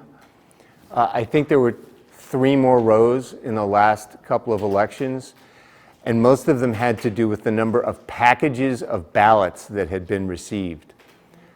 For those of you who've been doing this for a little while, you'll know that the packages were pretty notorious for not having 100 ballots in them. We always tell them to count. We always tell them to count. And now we have, in our last training last week, we have enforced you've got to count the ballots. Okay, so it's been made very clear. And this is going to serve a couple of purposes. First of all, it means the numbers are more likely to be correct and thereby usable, as opposed to just being like, maybe we had 105, ballots. It's something that, yeah, right. How this will affect you is we've told them, if you're given 100 ballots, don't wait until you have 5 left to ask for another pack. Yeah, so, when you're down to 40, do that so that you can start counting while you're issuing ballots. The other thing that we've added to assist the ballot clerks is we've added tally sheets to each of the rows. The tally sheets will allow them, as they issue a ballot, they'll check. They issue a ballot, check. They issue another ballot, check. There's 10 of these pages in each package, right?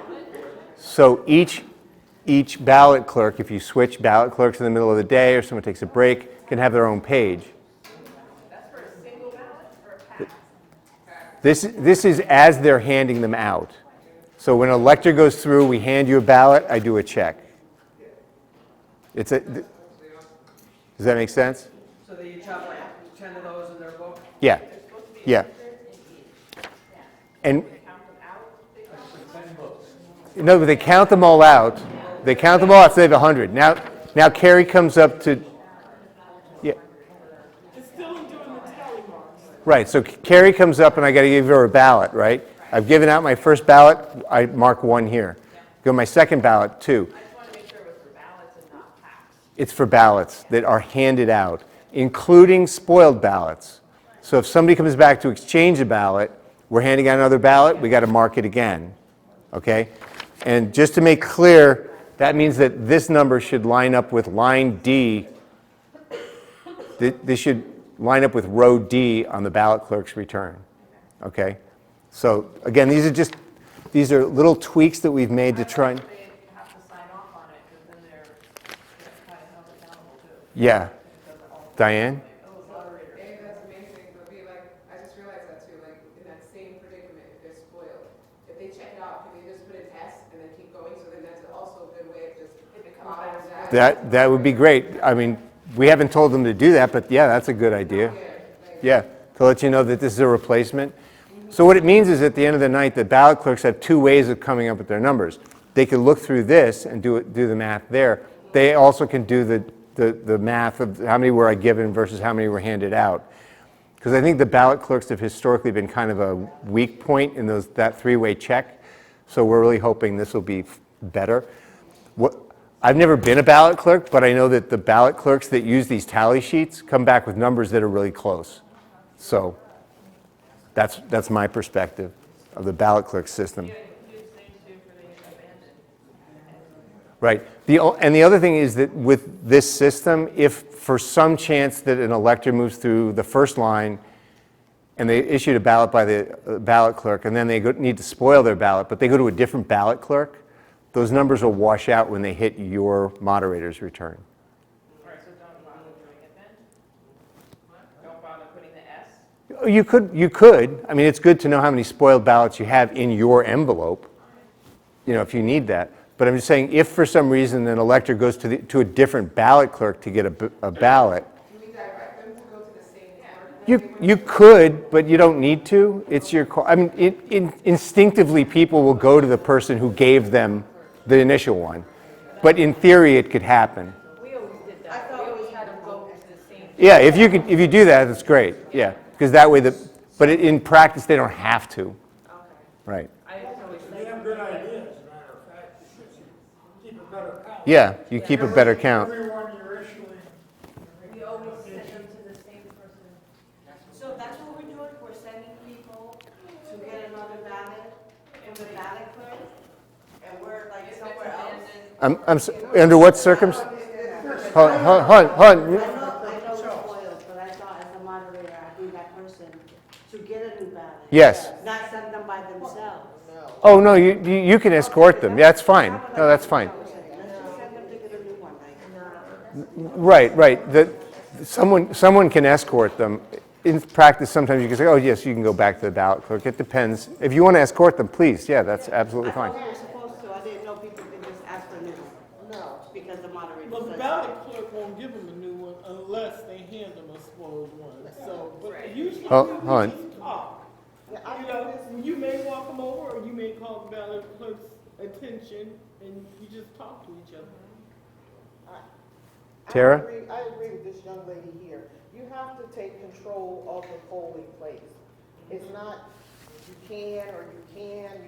The moderator is in charge. Once that voter has a ballot in his hand and something else has to be done with it, the tabulator clerk should get the moderator's attention to come over and to deal with that situation, to bring the voter back to the ballot table to get another ballot. You can't have people just wandering around. That was my point. You have to take control. Stuart, what's your... Well, you've got an alternate moderator in most places. And sometimes the moderator's gonna be pretty busy. Another person could do it. Well, somebody has to do it. This Somebody, person but that can't wasn't be what you were walking saying. around trying to find. Yeah, it depends on how busy you are, I suppose, and how far away it is, and whether there's a lot of people there. Certainly, good practice, yeah, but forward. Okay, it sounds like that's a good practice. That's cool. Okay. Yeah, expect them all to stay there while you find somebody free to do it. Yeah. They can do it themselves easily. Okay, so Yeah, but you can't expect the ballot clerk to just give it to somebody who just walks up and say, oh, I need a new one. Yeah, but they've got to give you one. Yeah. the pass key is the spoiled ballot. It's an exchange. I understand that, but we're talking about the person just walking over to the ballot clerk because the moderator is busy over here. That's what I'm talking Yeah, but the about. ballot clerk is to expect something like that. They know that they have to accept the spoiled ballot. It's either that or they talk directly to. Okay. Okay. Okay, this is a good discussion. I appreciate this. I mean, and in fact, I have another discussion I want to pose to the group while we're talking about this. So we've got our checkers numbers, we've got our ballot clerk numbers, and we've now got our tabulator numbers are out, right? And we want to do our reconciliation. We're going to make sure that all three align, right? While in this last election, I think it was the numbers were pretty well spot on. I've heard horror stories about cases where like the ballot clerk's numbers were way off, or the checker's numbers were way off. And I have some examples that I might use, but I mean, I have a feeling that the people in this room might have better examples of how do you get around that, or how do you work to resolve those numbers. We check it every. Do you just go back to the checkers and say count again? Is that basically it? You go back to the ballot clerk's number, get up, count again? But every couple of hours, if they're not busy, you just kind of check with each other. So spot checks throughout the day? Does everybody do that? Does everybody do like spot checks for the checkers and the ballot clerks? Okay, that's a good. Make sure your checker, you know, like the checker looks agree with the tabulator and that, you know, the tab. Yeah, it makes sense. Yeah, You yeah, know how many ballots were given out. yeah, yeah. If they're off earlier in the day, it's easier to find it then than to wait till the end of the day. Exactly. So spot checks throughout the day is what everybody kind of does. That's a good practice. So everybody should be walking around once in a while, every 2-3 hours. Maybe when you're doing when you have to call in your numbers for the tabulator, walk around and ask them, hey, are these numbers align with what you're doing? Okay, great. I think that is that. The one thing I will bring up about the moderator's return that should probably be brought up. Okay, switch back to this guy. Okay, here's the polling place tally sheet. Okay, this is section 10 of the moderator's return. You may notice that, I mean, you've seen this all before if you've all looked through this before. This particular one is like 4 pages long, right? In the past, someone may have asked you to copy the numbers from the tabulator tape into here. Don't bother. There's going to be a tabulator tape in this book. There's going to be a digital version of this coming back. You don't need to copy that in. There are no write-ins for this election unless you've chosen to hand count a write-in. So the only column that you'll have to fill in for sure is the hand count, and that's only if you actually have hand counts. If all the ballots went through the tabulator like we all want them to do, because that's its job, it counts ballots, you won't have anything to really put in on this tally sheet. You'll just have to fill in the next section where it says how many ballots did you get. Okay? I think that's also a time savings, because in the past, this is 4 pages long. This is and there's a lot of numbers that are coming out of these tapes. I don't see neither Stuart or I or Diana or anyone has been able to figure out why you have to copy the tape that's in the book already onto the page. You always have to do, it's like, doesn't make any, and you're bringing back a digital copy as well. And then inside this box is a backup digital copy and the actual ballots and a copy of the tape. Right. You don't have to sign anything on there, right? On here? Yeah. Oh, you have to sign like every page on here, yeah. Oh, okay. And we've also gone through and reviewed every page in here. If it says assistant registrar's signature, you need an assistant registrar's signature. If it says moderator's signature, you need a moderator's signature. If it says checker's signature, you need a checker's signature. I know in the past there was some confusion. We've clarified all that. We fixed it. So.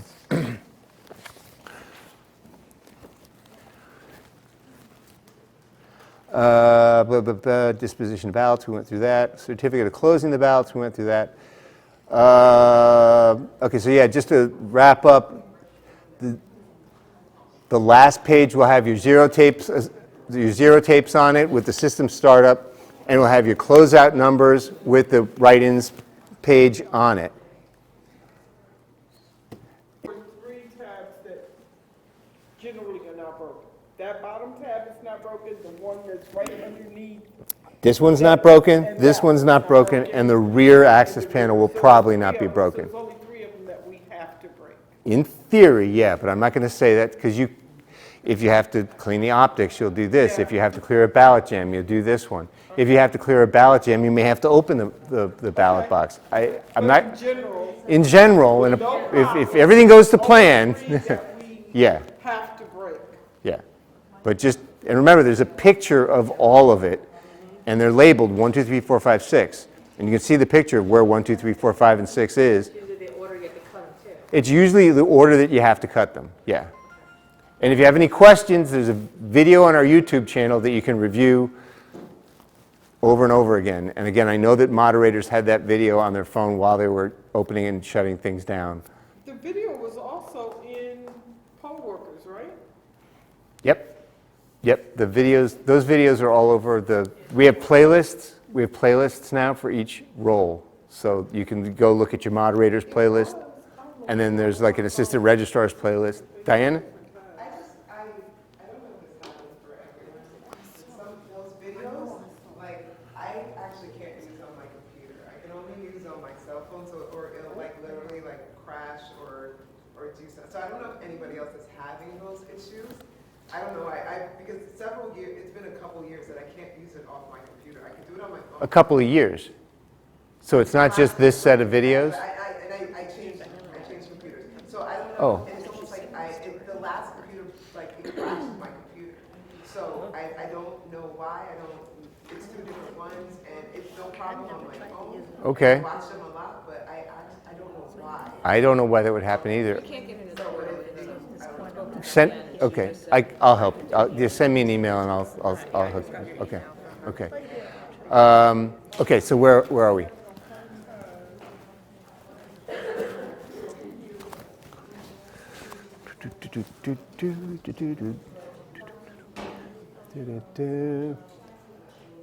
Okay, a few notes on closing down. I know everybody is eager to get out of the polling location at the end of the night. I know you're wanting to get out of the polling location at the end of the night. So are you, right? But we still have to pack the blue cabinets, right? You as a moderator don't have to pack the blue cabinets, but you're responsible for making sure it gets done, right? So you got a whole team of people that can help you pack the blue cabinets. Okay, right. You've got people, not every single site has people.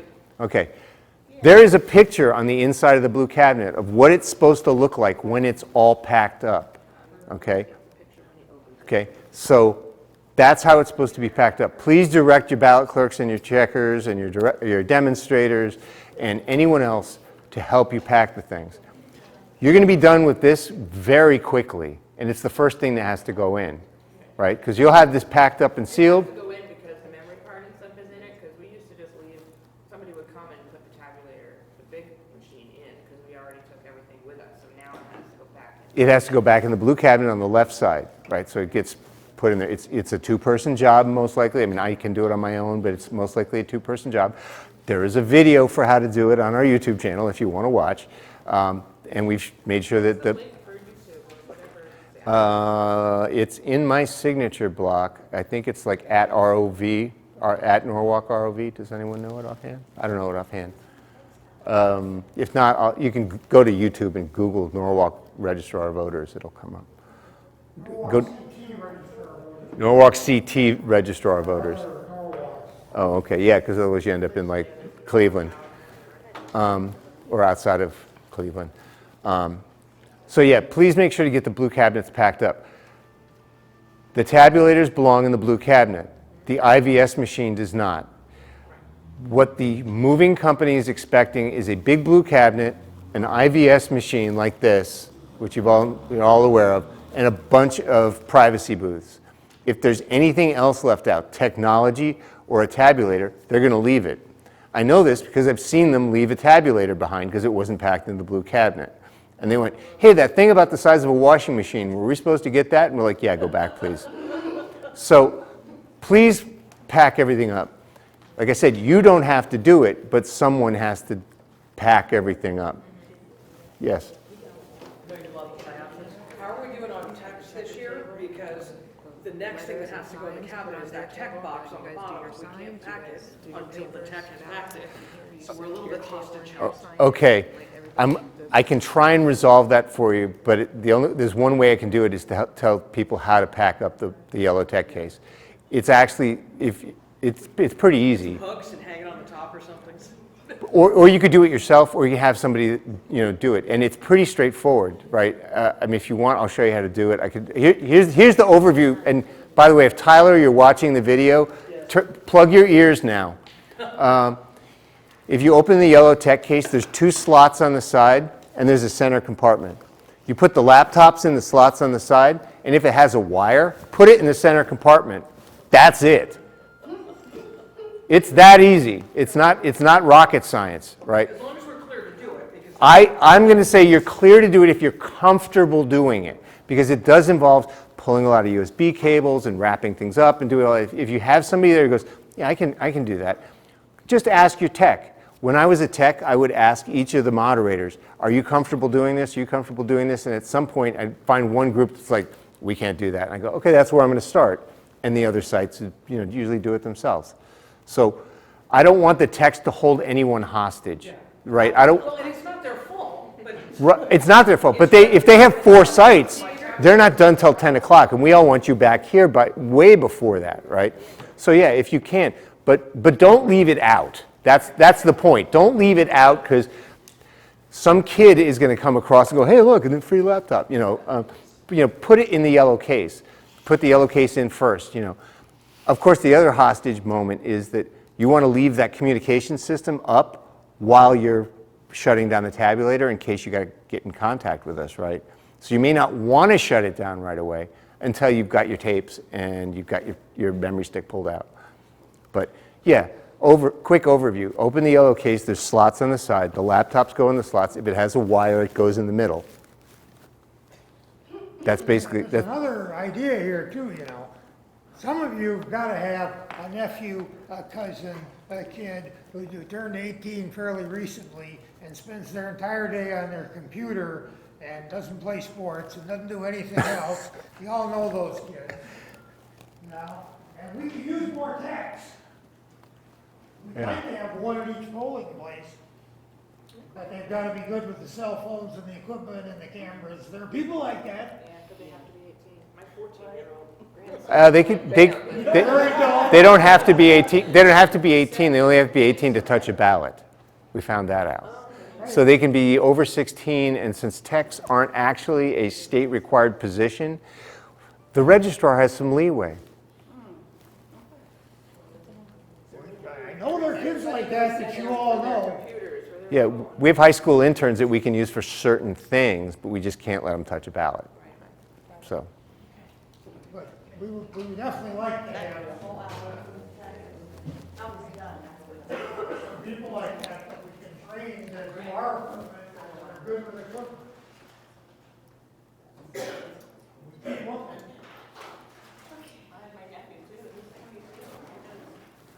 Okay, so yeah, we don't want the text to hold you hostage. We don't want the technology to hold you hostage. We want you to, we want you back at City Hall as much as you want to get back to City Hall. Let's put it that way. Okay, but we don't want you to rush through packing the blue cabinets, because after the last election, Tyler and I had to spend time driving around to all the polling locations looking for equipment. And that's, what can be done in like 2 minutes of your time took an afternoon of our time to try and find stuff.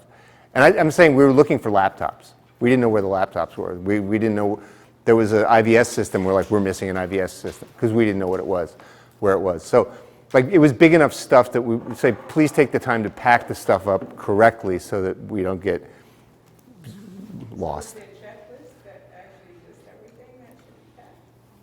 There's a picture, and I believe the checklist is behind the picture. If not, there's a picture on the blue cabinet of how everything sits in there. But, and there's a bunch of layers to it. So for example, when you look at that picture, you'll see a big green storage bin. That's all of the checkers supplies, all of the ballot clerk supplies, and a bunch of the moderators supplies in that one big green bin. You would think that the schools, or somebody in the school, the coach, or somebody in that gym, would notice this great big thing in the middle of their floor or on the wall somewhere and let us know about it. You would think. But one of my first years here, we were missing about a dozen voting booths, those kinds of things, and we didn't know where they were. And we didn't know we were missing them until we sort of counted them up. And wait a minute, now we're 12 short. If we were 2, we might have had a hard time finding it. So we went around to all the schools, I think they were at Marvin, but whatever, we show up at Marvin, and basically the office says, oh, we were wondering when you were gonna come pick these up. Now, Yeah. when you wonder for 3 or 4 days, Yeah. I believe their phone system worked in those days, and they might have let us know. So unfortunately, there's fishing for stuff. Yeah. But, It never So, gets up the chain of yeah. command, from the And- coach wondering to the. as always, if there's any questions about packing up or anything, let us know. But please be aware that we want you to come back to City Hall, because even when you're done at City Hall, we're just getting started entering data. We're just getting started with dealing with the press. So we want you guys to come in, get your books done, and let you get off to your evening as much as you want to get there. But at the same time, we want to make sure that everything's all packed up and tidied up, because once you close that door, it's closed for the night. So please don't forget the memory stick.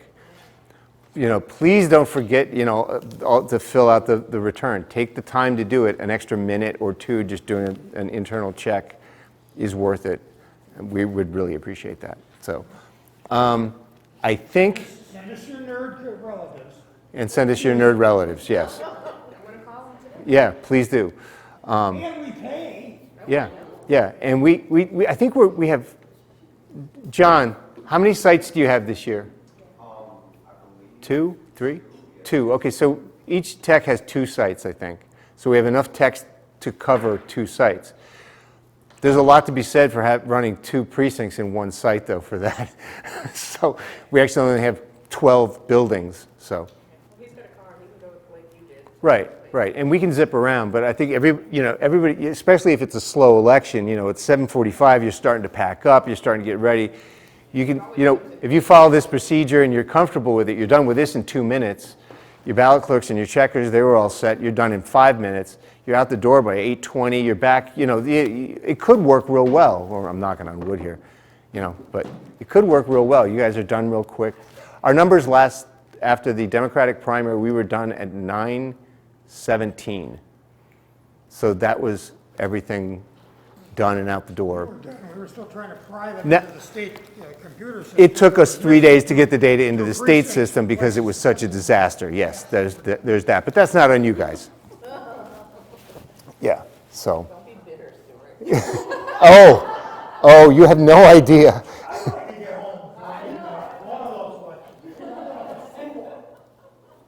Okay, and that is it for all the stuff I tried to cover.